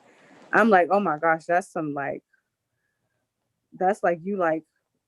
To me, that's Iron Man pregnancy. Like, you know how Iron Man football is like. It said You Iron Man. understand what I mean? If you gotta eat placenta because you hemorrhaging right there, that's Iron Man, Iron Woman, whoever you are. That's Iron pregnancy right there. That's wild to me. Like, you living off your own fuel at that moment. Shout out to the women that's out here eating themselves. Shout out to them. Like, I think that being That sound a mad pregnant wild. person is like, it's to me, it's like it's otherworldly. Mm-hmm. I think it's otherworldly that you can be a portal between an unborn being, like life and death. So I always think that people who are the vessels or the portals of pregnancy should be revered and respected. Like, to me, that's otherworldly to be a connection like that. Okay. And you're not in control of anything. Once that little human starts growing inside of you, you have no control. And it just goes, and you just got to do your best to maintain it, and have a good environment for it, and it just goes. Okay. I think it's amazing. Oh, but sidebar. So all of the medical stuff aside, other things that I do when I'm not testing for coronaviruses and holding the leg and then holding the phone on FaceTime for the other person while somebody's pushing a baby out. Holy shit. Because that's how real it gets. I'm a carnival addict. I love soca. I'm a soca junkie. And carnival is one of the things I miss the most because of the pandemic. I miss carnival the most. Which carnival? Like, you just like dressed up and shit. Which carnival did you miss? Like, which one? I was supposed to play Frontline St. Lucia in July. I'm sorry, I was supposed to play Backline, but now because of this Panasonic, I'm gonna play Frontline when we go back, or when we're allowed to go. But so far, I've been to Baltimore, DC, Miami, St. Thomas, Boston, Worcester. You said Boston? Yeah, Boston and Worcester in 2019. I didn't know Boston had a Caribbean. It's lit. They was hanging off the traffic light. I love it. Are you Caribbean? Hanging off the traffic. Yeah, I'm Haitian. Okay. That's what's up. Because Desmond right there, he's Trinidadian. Shawnee is her background is Jamaican. Oh, awesome! Y'all play bass? A long time. I played it as a kid. I haven't played it. Like, I'll do mud or something like that, the mud line, but I haven't played that. Bruh, DC mud mass is so good. Shit, right? I love them. Oh my god. Shit, right? Mm-hmm. Baltimore used to be tight, like when I was like, I don't know, years ago. I mean, maybe 14 years ago, it used to be good, but I just went. I went in 2018 and 2019. Oh yeah? Yeah, DC Mudmans both times. My homeboys was with Holly Juve, I think. And somebody else I think did, what was that thing called? It wasn't Red Ants. It was somebody, I forgot. But yeah, I just love carnival. To me, that is something I encourage every Black woman to do. That is one of the most liberating feelings in the world. Period. Dancing in the street, looking beautiful with other Black women dancing in the street, looking beautiful. Like, nothing compares to that shit. Nothing. When I was younger, for my bachelorette party, I wanted like male strippers, greased down. Now I'm going to carnival. Like, it's not even up for debate. Carnival is the bachelorette party. And the best thing is carnival happens like 10, 11 months out the year. So it don't matter. It really don't matter. Like, I could go at any point. How did you like the Miami carnival? Miami carnival is always a vibe. I volunteered the last time I went. So I was like in there working with Caribbean Airlines, handing out cups, taking pictures for like their social media. You got to finesse. I played mass for them in 2016, and then I volunteered in 2018. But It's fun to volunteer too because it's like everybody's still getting this walk. It don't matter if I got on this little t-shirt and tennis shoes. You're still getting this walk regardless. You a helpful ass nigga. I ain't gonna lie to you. Right. I'm helpful, but I like Yeah. I like to finesse my way into shit. So they give us the little map to lay out. We working with their media team and social media and shit. Yeah. I'm handing out cups and I got to be in a parade for free. Hopefully What? I'm dancing regardless. Mm-hmm. Shaking ass. Shaking ass. I got it for free. Like what? And I'm taking pictures with all y'all shit. I feel you. Hey Sean, where the fuck is Shawnee? Yes, I'm here. All right, cool. All right, yeah, because I stopped seeing you or whatever, so I didn't know. Before we get out of here, is anything that you want to like run down or something like that went on in the world that we have these two wonderful people that might want to add their 2 cents to it? Well, you never introduced Otis. Nah, Otis gonna get his own because I started this shit. Yeah, we had like I don't know. I started this shit like maybe 15 minutes or 10 minutes afterwards or whatever. We like 1:36 or whatever. I thought y'all already knew Otis.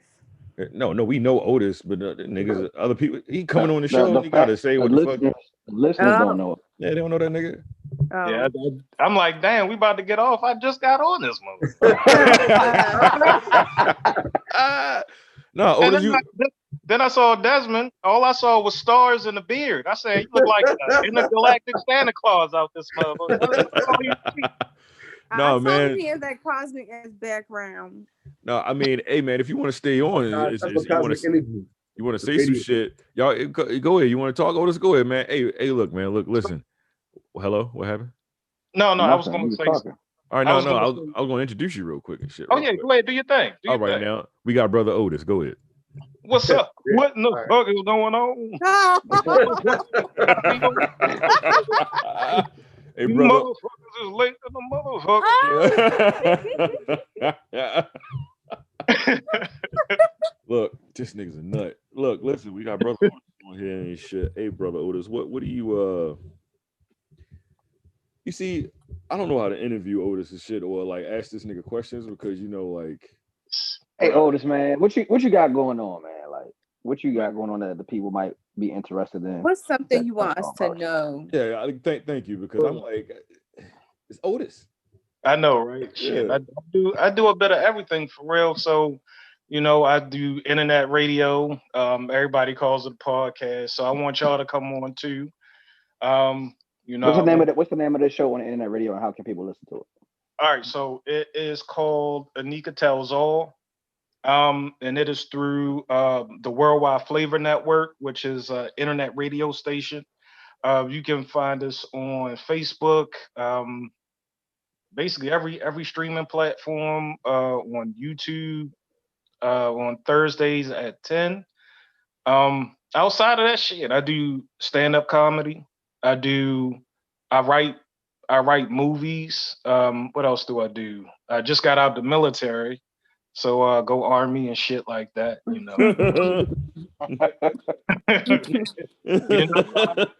do a whole and I do theater, so I act as well. This nigga say you do theater. Awesome. Yeah. Shit, my nigga. Tell the people how you slid. Tell the people how you slid into getting into the theater though. What area are you in? Wait, wait. Pause, Otis. It's too many questions. We're gonna start with Calvin's questions. We're gonna come back with Alicia's question. Go. All right. How did you get into this shit? So I got into theater through networking. Someone that we interviewed in the radio station. We interviewed about the play. They needed extras, so they wanted younger people. So I got my daughter on. Okay. And I went to a couple of the rehearsals with my daughter. I was taking her and a couple of the children who started to volunteer. Liked it so much, I believed in it so much. I started to volunteer, offered to volunteer. My daughter is actually in the taping. She was on the taping of the play, so it's coming out on Amazon Prime. We were also interviewed on ABC as well. I thought we had a better time slot. That drink was like 2 a.m. on Saturdays, but you gotta start from somewhere. 2 a.m, nigga. So one of the main characters caught COVID. Oh, and the director, who also Miss Arona, she directed Obama's last concert when before he left out in DC and some other things. But she was like, look, you know everybody's part. We need you to step up. We need you to play the understudy. And so I played the understudy. And that's how I got into theater. Okay. Sounds your daughter for making daddy become a Right. I love a that. thespian and shit. I love that. Thespian. My nigga became a thespian. So from thespian ass nigga.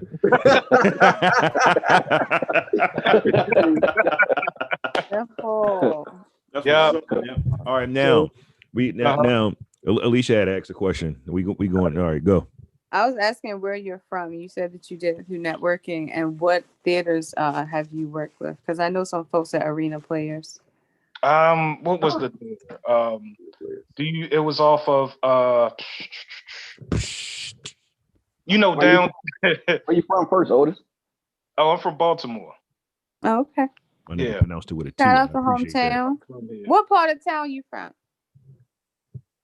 What you mean? I'm from West Baltimore. Oh, wow.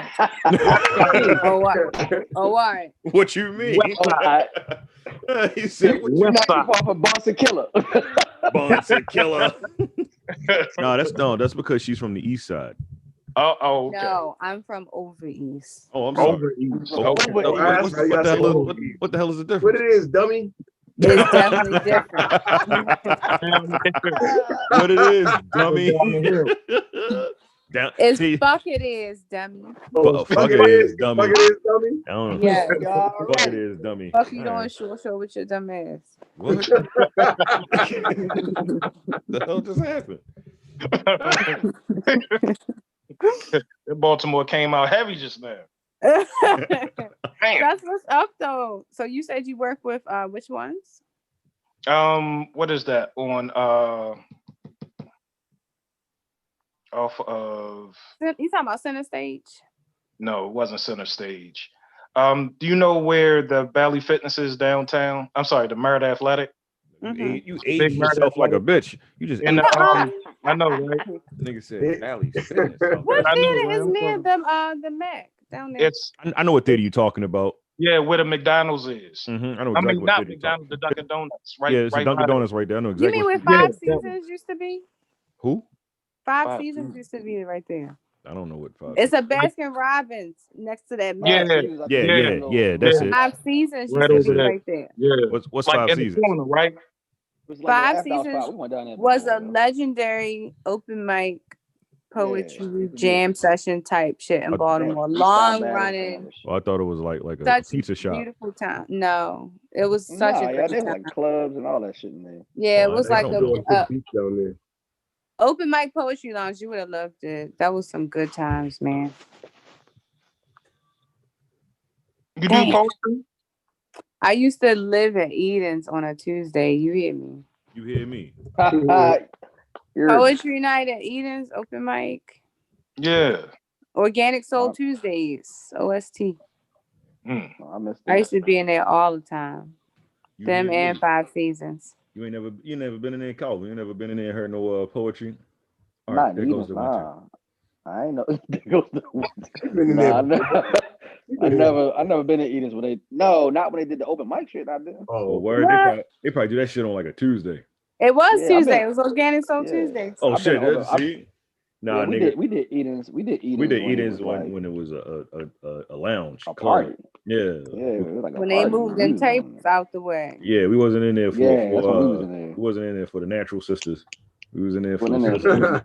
That was yeah. Not the Natural Sisters out there snapping. I was one of the Natural Sisters in the club on the other days of the week. Yeah, so you did. You was in there when we was looking for you. Yeah, exactly. You was in there when we was in there and shit. Y'all wasn't there on Monday nights when Morgan used to run a heavy. No. 2009. Okay. 2009, Morgan was running Eden's on a Monday. Tricks and Zeke, okay, they had it on lock. Them niggas used to do every third Sunday at Red Maple. Oh, I lived there too. Mm-hmm. I was a club hopper. Oh my god. Oh my God. I was a hopper. My ass was out Sunday to Saturday. A bar, a lounge, a club. My ass party. It gets to the point I could find messages of people asking me what to do. Like I was that person. Alicia, what should I get in the night? Well, what kind of vibe you looking for? Oh, okay. What side of town you trying to be at? You trying to go to DC? Okay. No. My ass was out. So hey Otis, you got any gigs going on right now? Any acting you doing right now? No, not right now. I was trying to get into what is this for Color Girls. So I'm gonna be in a production of it, but it's gonna mainly be on Zoom, and it's a lot of older Baltimore actresses that are involved. Mm-hmm. So women who've been in theater for like 10 plus years. Oh wow, okay. So I look forward to that. Outside of that, that's about it. I want to start really getting into extra work in DC. So I'm gonna start working on that as well. You say extra work, you just like random shows or movies or whatever it is. Okay. Yeah. All right. Because DC is like a hub. That's like going to New York. That's the Yeah. closest thing. Yeah, it is. So Yeah. Right. DC is popping. So it's a lot of work where like I can get my face shown. Yeah. And build up my resume. That's what I'm talking about, nigga. Go ahead and get your That's motherfucking act awesome. on, man. Shit, let me get $1, nigga. Can you discuss your cast for Color Girls? Actually, at this point, no.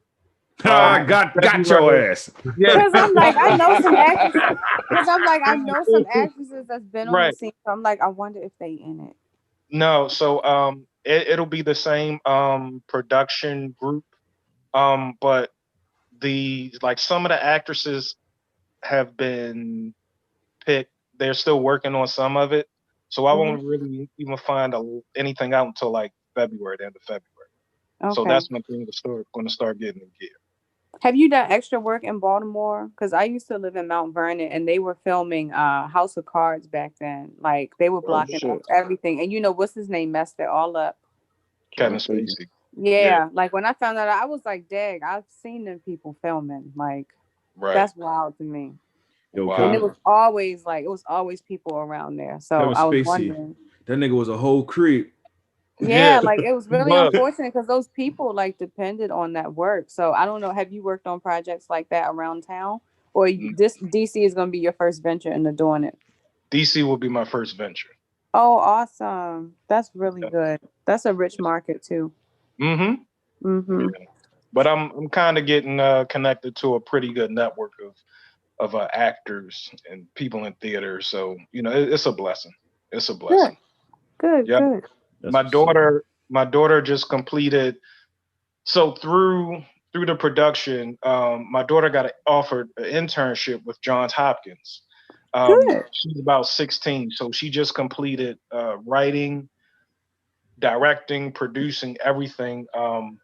A mini clip for their film festival. So they did a film festival as well that my daughter. Me and my daughter, we did a skit on, but she did everything. I was just the actor in that too. But yeah, that's also on my Facebook page. She's the very last entry for the film festival. That's awesome. You must be so proud. Man. Yeah, that's mad wild that your daughter's into acting. My daughter's into acting too, yo. That's fun. I don't know if my daughter knows that about your daughter, but that's funny. They have the same name. They're both into acting. Like same everything. Need to get together and write some shit. Yeah, facts. Yeah. I'm actually we are in the works of starting a production business for my daughter as well. Nice. So yeah, we're gonna get her LLC within the next 30 days. Dope, man. Yeah, I'm at to get you linked with my daughter, man. She does absolutely. I try to get it. She wrote like this nice movie, man. But I don't know. She's still a little shy, When it comes to improv, though, she loves improv. Like improv is her shit, man. Like she's really good with improv. But that's crazy though, man. I didn't know your daughter was into acting and stuff. Yeah, bro. They got like a Zoom improv thing that she could do too. No, I didn't know that, man. I'm a holler at somebody who was in the last play. She just finished her Zoom improv through what's that joint? The Comedy Club in California, LA. Yeah. You talking about on is it on Sunset? Yeah, the big it's on joint. Sunset. I know what you're talking about. Yeah. They do improv and they got Zoom improv classes. Yeah. So if if you can go out there and kill shit. Bruh. Yeah. Yeah. Definitely. Yeah. That's what's up, man. Yeah, man. You know, Otis. I'm sorry, not to cut you off. I'm sorry, Otis. Go ahead. Go ahead, I was about to say, because you know, Otis also he be doing skits and shit like that as well, right? Y'all saw the skit he did with the truck and shit. Yeah. he be doing skits and shit. That nigga funny as shit. I'm trying to get Otis. I'm gonna get up with Otis and we're gonna write a little montage. Well, not montage, but write something for our podcast and shit. We want to act it out or whatever. Yeah. Hell yeah. You always do impressions. I'm so tickled when people do impressions. I think that's so fucking funny.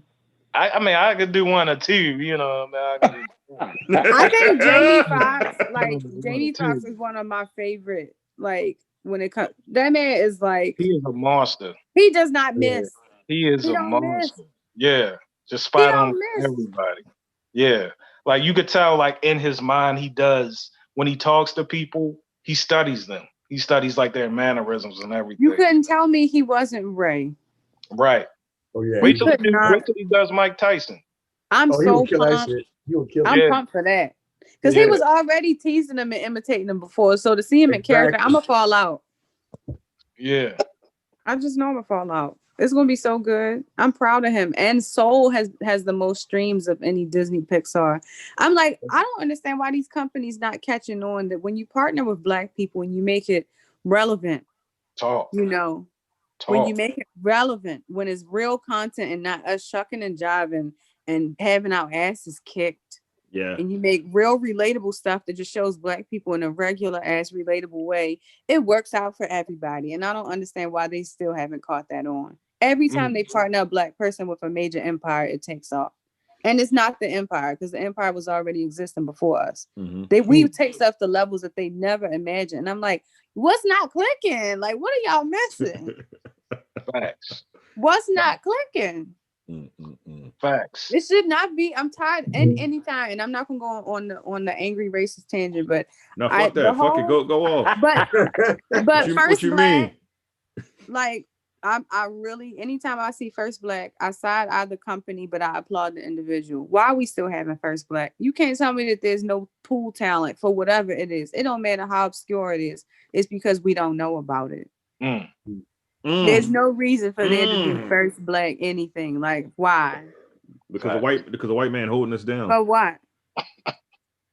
Like, even when it comes to fashion, people were dragging, what's her name? Anna Wintour, talking about like not having enough Black people with Vogue. And I'm like, you can't tell me that there's no Black person in high fashion and editing or photography or any of that, or being a creative director who was never available in all this time for Vogue. Like, girl. Because Anna Wintour is one of those white people that be like, oh my God, tell me how I can be a better white. No. I hate white people like that. Oh my God, I didn't know all this was going on. I didn't know my ancestors owned slaves. I think that to be please tell me how to be better. Yeah. To claim to be ignorant or to be ignorant, in my opinion, as a white person, to claim ignorance of the struggle of oppressed people in this year, like as of this moment, what time is it? I just think that it's absolutely intentional. You can't convince me it's not. You cannot convince me that you don't understand how people have things at a significant disadvantage to you. And you're being willfully obtuse at that point. If you feel like, whether you're Black or white, but particularly for people with a racist agenda, if you claim to not understand or don't get why we're at a disadvantage, because I'm like, the answers are already there. So I don't even argue with people like that. Like, I know some people like to try to educate and, because some people are truly allies and they want to use their platform or whatever to help. But I am not interested in the business of educating anyone who's not in the space to do so. Like, I don't like to argue about stuff like I'm not usually, because people are not open. They're not open-minded Like, are you asking me for understanding? Or are you asking me to be controversial or to play devil's advocate if you want to like get a rise out of someone? So that's my rant on that. I don't think that was a rant though. That was dope. Thank you. That wasn't a rant. That was, I man. get riled up over stuff like that. I'm like, black people be getting overlooked, and I'm like, y'all, you can't be serious. Fuck them white people. Shit. Like it blows up with all of us. Like it only is a benefit when we're tied to it. I have yet to see it do bad. Man, listen. White people are trash. I'm absolutely not tied to this statement. Hey, Otis, don't make that in any way, shape, I'm absolutely or not tied to this statement. Hey, man, look, listen. Do not represent those of my employer. That's how we get down on this podcast, man. Look, listen, the white people know I'm fucking with. I'm talking about the trashy ones. I ain't talking about our allies and things of that nature. Look, I can say that, I'm not representing you. I'm representing the black people that's tired of being kicked. Ran amok. Every person is not seeking liberation, and we have to be okay with that. Right. That's a deep statement. Every person. My name on Twitter is Harriet Tubman's Gunsmoke. Oh shit! That's where I know you from. Nice I follow to meet you, yo. Like, yo, I was like, yo, she looks so familiar, and that's why I know. That's where I know you from. Look at Jordan bringing people together. Because I'm not with the bullshit. Yo, I love your post, yo.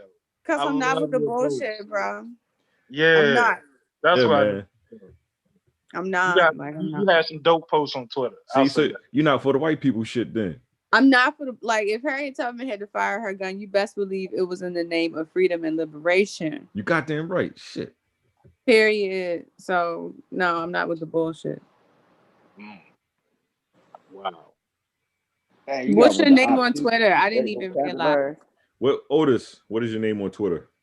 I think it's like Otis Will. You think? Yo, I feel like that thing. like, Remember that moment on Insecure when Issa had the dude in the back of the car and was like, "Yo," like that. Yeah. That's crazy. Baby Yoda. Look at that, Baby Yoda. Wow. Baby Yoda. Baby Yoda. Yeah, nigga, I bring everybody together, nigga. That's what I do. I'm out here, man, motherfuckers. You know she's only doing one more season. I am so sad. I'm distraught. Oh man, we 5th season. Yeah, that's it. I'm fine with that though. It doesn't need to go beyond 5 Who seasons. do you want her to be with?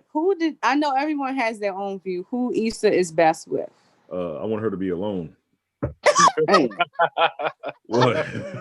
Fuck your couch, Issa. Yeah, I want her to be alone. Wow, really? I'm just being honest. Lawrence got the baby coming or whatever. I mean, they weren't together when that happened. What if that's not his baby though? That might be her ex-husband. What if she slipped up? Damn. Somebody Look at you. What if that's not? You writing for this?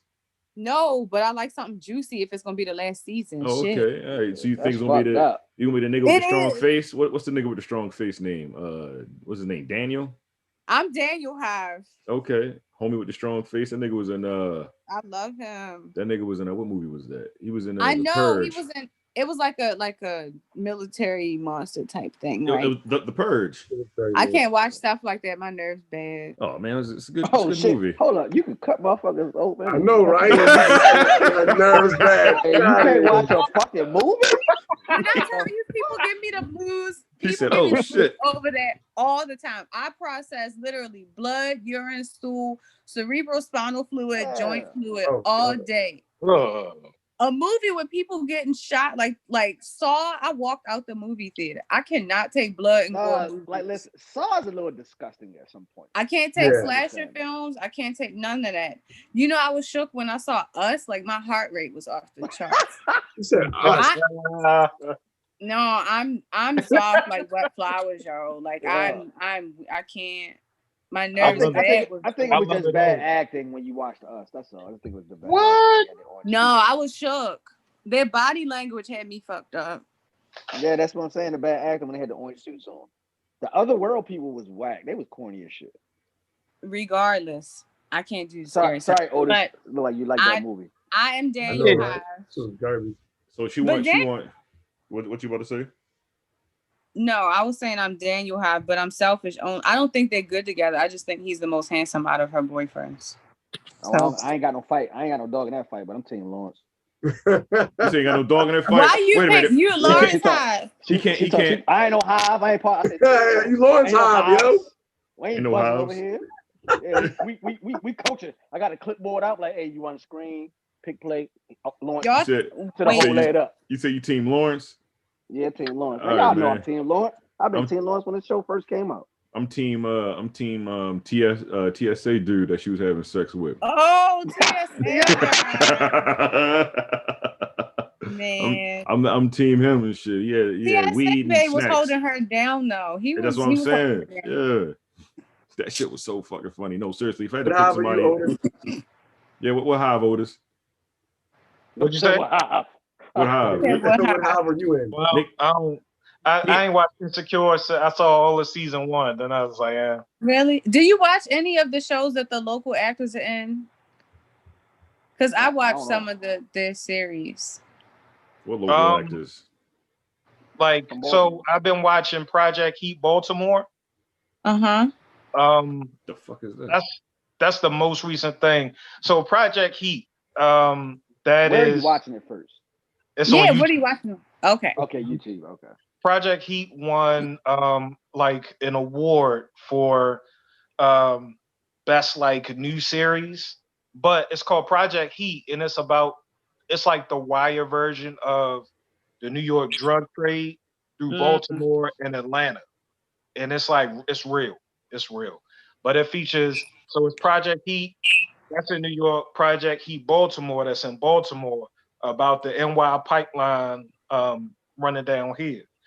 And it got some real stuff in it, historical, but it's really, really good.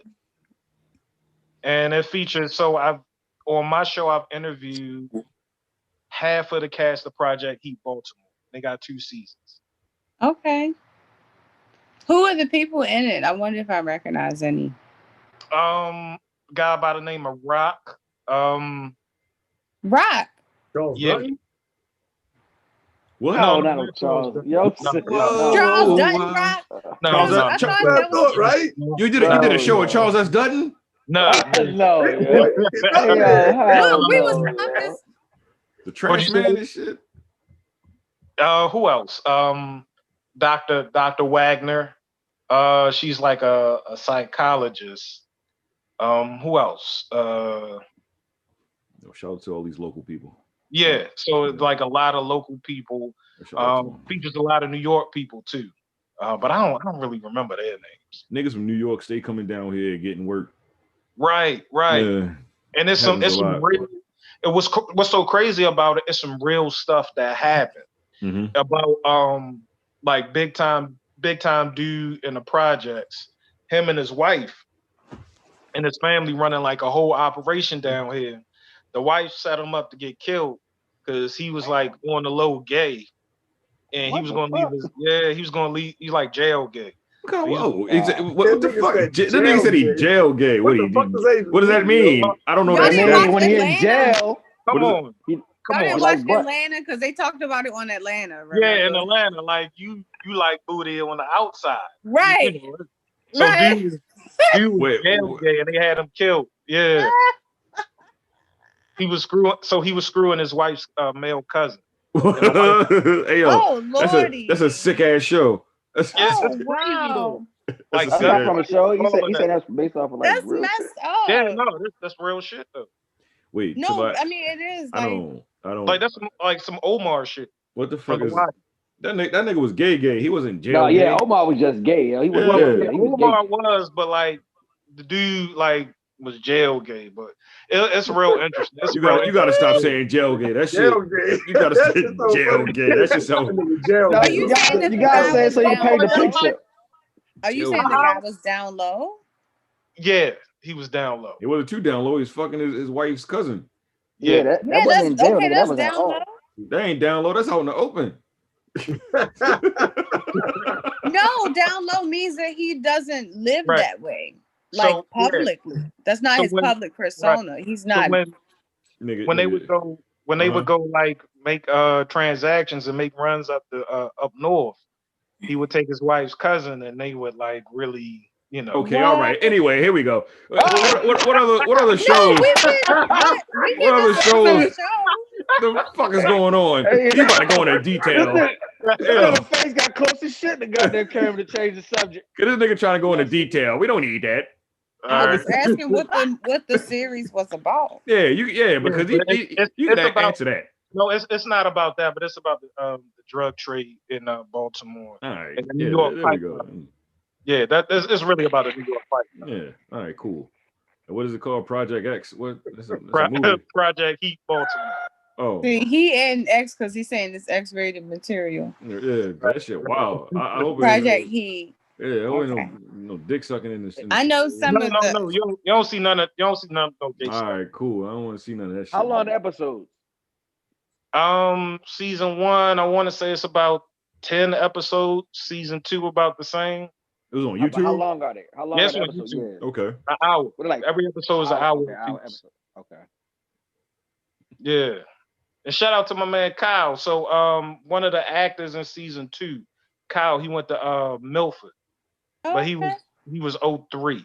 Oh, shout out to Milford, nigga. Yeah. Shout out to the parties, I think. Who, Kyle? Yeah, he used to throw like parties or some shit. I don't even know. Skinny light skinned dude. Yeah. Yeah, he could have. He's been doing the parties back in the day. Yeah. But yeah, it's been an interesting. It's been really interesting. That's cool. Okay. Damn, well, eventually you'll be on a show. Yeah. As you work your way through the ranks. Yeah. You don't got no stand up joints coming up? No, COVID screwed me over, bro. Yeah. So now, like, since I'm just like pretty much networking, hanging out with the OGs, the people. So now a lot of people on the local scene, they get invited to do Zoom shows, or they'll do, some type of internet show. So I just like go and hang out with them, network. You should set up a Zoom show. Yeah. So my brother did Dirk. So Dirk is one of my OGs, and like Larry Lancaster and a guy by the name of CJ. Larry is simple. He get on my nerves. So that's who like the hell is Larry? Larry Lancaster, he's pretty big in the DMV. He's pretty big. He is ridiculous. Hilarious. He's stupid. He's a comedian. Yeah, he's a comedian. Okay. He does events too, like he'll host too. Larry is a trip. Okay. And like that's one of my brother OGs. So we went with CJ to the Comedy Factory because Lavelle Crawford was here. And I don't know if y'all saw my picture with Lavelle Crawford. Like I seen it with him and your brother. Yeah. So we met the dude that's in the middle. That's CJ. But CJ has been touring with Lavelle for years. And what's dope about Lavelle, like most comedians, they'll have like their own set. They'll have one set. Kevin Hart, he'll go everywhere, and during a certain period of time, he'll do only one set. Lavelle Crawford will do 3 different shows back to back and have 3 different sets.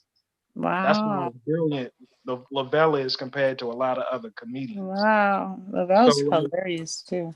He is crazy fun. Even when we were in the back in the green room, like that guy had everybody laughing in the room. Like he's amazing. And they were talking about Gary Owen. Like a lot of people don't know, like comedians that's popping when they tour. Gary Owen came the last time Gary Owen came pre-COVID. He did 3 shows Friday, 3 shows Saturday, 3 shows Sunday. They said Gary Owen got paid off the ticket sales, right? The dude made over 100,000 in one weekend. Yeah, like black people love going to see his white ass. Yeah, I don't think he's funny personally, but He has his moments, man. I think he's made some his problematic statements regarding Black people. So Gary on, his access, he's his not access problematic is statements. revoked. What are the problematic statements you made? I don't have the receipts on them. If you give me 5 minutes, I can find it.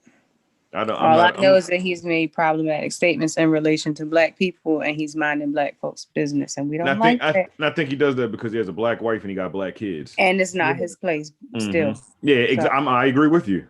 I agree with you. Yeah, I'm not a big fan of his anyway because I don't think he's funny. This is new. I didn't know he was doing that. Yeah, I didn't either. Yeah, I didn't know. Hilarious guy though. He's I absolutely think, hilarious. I'm not putting it down for him. No, fuck that. You did. It's too late. It's too late. It's too late. It's too late. He's canceled. No, I mentioned that because I thought that you were aware, Otis, because you are on Twitter. Like people, Black Twitter be on his ass. Yeah, they be on. That's what I'm saying. Like we're not on his ass. Otis is not aware of this. He's not aware of this. That's why he's like, fuck, I don't know. Someone keep laughing at him. I mean, I'm like, I don't know. You still think he's funny? He just canceled? I'm not saying he's not funny. I'm saying I thought Otis was seeing it because we're in similar networks on Twitter and we see how people be ready to tag him. Yeah. I mean, when it comes to comedians though, like aside from Lavelle Crawford, I really like follow Chappelle because I like his style of comedy and how it's so unorthodox. Because Chappelle can come in and talk and just naturally be funny. He could talk for like 3-4 hours and have like laughs lined up for days. And then he'll build his material up off of the 5-hour conversation that he has in the club. Yeah. Do you think he's the funniest comedian right now? Absolutely. Or is he in your like top 5, 3 or whatever it is? Oh, Chappelle definitely in my top 5. I mean, I think he is the funny. I think out of all comedians, he may be one of the most prolific. Okay. In terms of like his fight with the industry, how he lost, but actually he's still winning. You know what I mean? He's definitely winning now. Like he was down for a little bit. Yeah, absolutely. But I think that was more because he wanted to own his own IP, and Comedy Central wasn't trying to give that up. Right. So I think that's why he was down. But like you said, he had a hell of a comeback, especially with getting up with Netflix and putting out those projects and then touring and shit. Definitely. Yeah, but y'all gotta peep something. One thing Chappelle did. Go ahead. I'm sorry. No, just to answer Calvin. We're not saying like he was down, but like once he gave back when he walked away. Yeah, he walked away from that 50 mil. I just think he took a break. That's what I'm saying. Like he was down. Not like he was having a bad time, but he was down. He was chilling.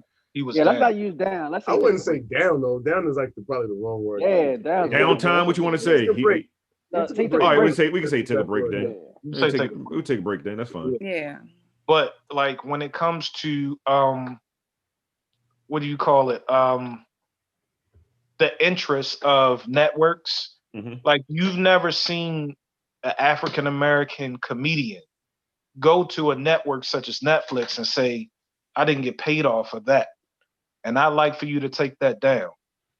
You don't really see African Americans having the power to do something like that.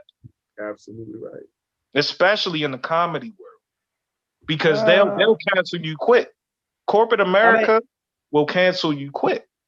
They can't cancel things, man. I agree with you saying as far as him doing that, but like there's been some Black comedians that had that kind of power where shit got moved for them differently at the time, and the time when they were on top than it did for other people though. And we just at a place that What? Say what? Oh yeah, what the hell's going on over there? What? Hey man, put your shit back on mute. Yo, mute. Put your shit back on mute. She gotta put the kids to bed. That's what that is. She back on mute. All right, so like no, they don't have school tomorrow. Gang. Oh, all right.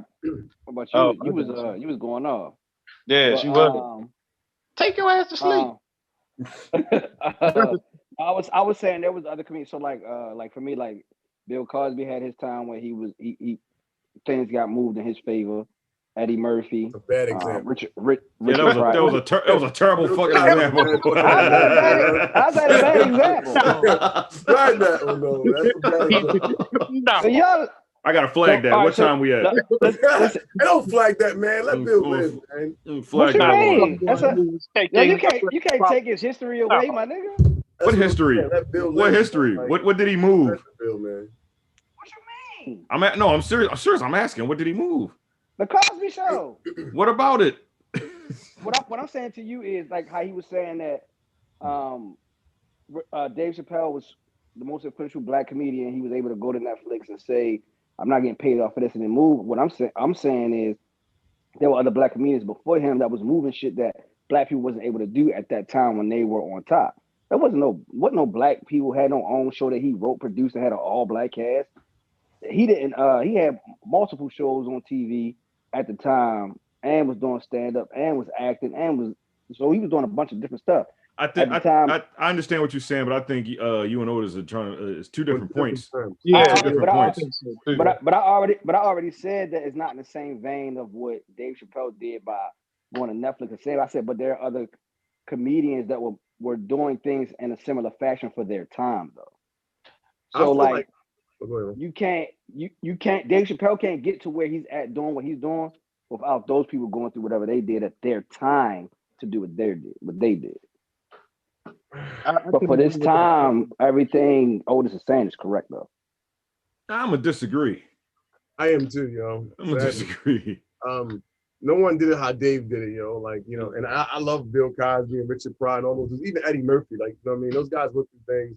And yeah, they pulled some muscle, but Dave Chappelle did it in a way that, yo, some white people can't even do it, honestly. Yeah. I mean, let's be real. Like, corporate interests tried to cancel Dave Chappelle. After the Chappelle show, when they lied on him, they lied on him. Yes. Like, and tried to cancel him. Try to say, Dave's using crack. Dave's, you know, he's having a mental breakdown. Yeah. You know, all types of wild ass shit. Now he's untouchable, bro. Yo. They can't touch him. We about to wrap this shit up too. I just want to throw that out there. Oh, all right. Cool. Wrap it up, B. I just want to throw that out there. I'm sorry. Not to cut. It was a really good conversation. We'll come back and do it again next week. Really good. Oh shit. Panda. Turn it up then. Who the fuck? Don't talk about, because you don't know we recording. That's fine. It can ring. Anybody want to say anything else? I'm sorry, I didn't mean to cut that conversation short and shit. But shout out to Dave Chappelle. You out here, you know, saying, hey man, tell them niggas to cut my shit off or whatever, man, because I ain't getting paid for that. I love that spew that he did. Yeah. Again, like he didn't even have to tell a joke. He just sat there with the microphone and told a whole story and shit for 20 minutes. And you got it. Mm-hmm. Love that shit, man. Hey, Calvin, you want to say anything? That was it. About to wrap this shit up. About to wrap this shit up, man. We've been talking for a while, man. Yeah. We can come back. It's cool, man. It was good, though. It was good. It was a good conversation and shit, you know. Yeah, it's been great chatting with y'all. Thank you. Hey, no. Thank you. I got one more question for you. All right, go. Like, are you making your own? You make your own CMOS drink? Your own CMOS? She looked like she would make her own CMOS too, don't she? I'm curious. She mentioned CMOS a couple of times. I only make shea butter at this time. I eventually want to make incense, but no, I don't do CMOS supplements. I have a friend who does, and I can connect you to them. Okay. Is it any good? The CMOS, I mean, it doesn't have a taste because it's a capsule, but I don't think I was using them regularly enough to notice a difference. But I'm one of those people who's a sucker for buying something healthy because it's trendy. So I'm sorry. Yeah, because niggas be out here having fake CMOS out here.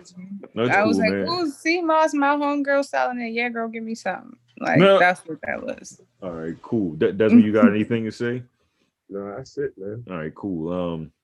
Shawnee producer, Shawnee producer, Shawnee. No. You good? You want to tie a bow on it? No. Otis, man. Hey, man. Look, listen. You want to say anything? Fuck. No, it's like no, nah. I'm good, man. I'm just messing with you, bro. Nah. You got to come back so you can finish having it. Yeah, no. Otis, you want to come back next week? Hell yeah. Hell to the yeah. All right, all right, go ahead. I just want to let y'all know, I really do appreciate you guys like bringing me on the show. Thank you so much. I've known you guys for like so long, you know, and it's just a blessing to be on here with you guys. So no doubt. I used to live with Otis and shit. So that's my brother right there. Facts. Thank you for cleaning that up. You was about to put a number on that shit. He damn sure was. Thank you for not doing that. God bless you. You damn sure. I've known y'all niggas for so long. It's been so long. It's been just a long time. Just a long time, guys. Love it. Just love you guys. Alicia, hey. Yes. You want to say anything? Thank you again for y'all questions. If you know anyone in healthcare who's interested in being a traveler, send them my way. If you know a pregnant person who needs support, send them my way. If you have a student or a child or someone you know who may need tutoring, send them my way. And if you know anyone else who loves carnival, send them my way. and real quick, this is the Nourishment Podcast. You want to leave anybody with some nourishment?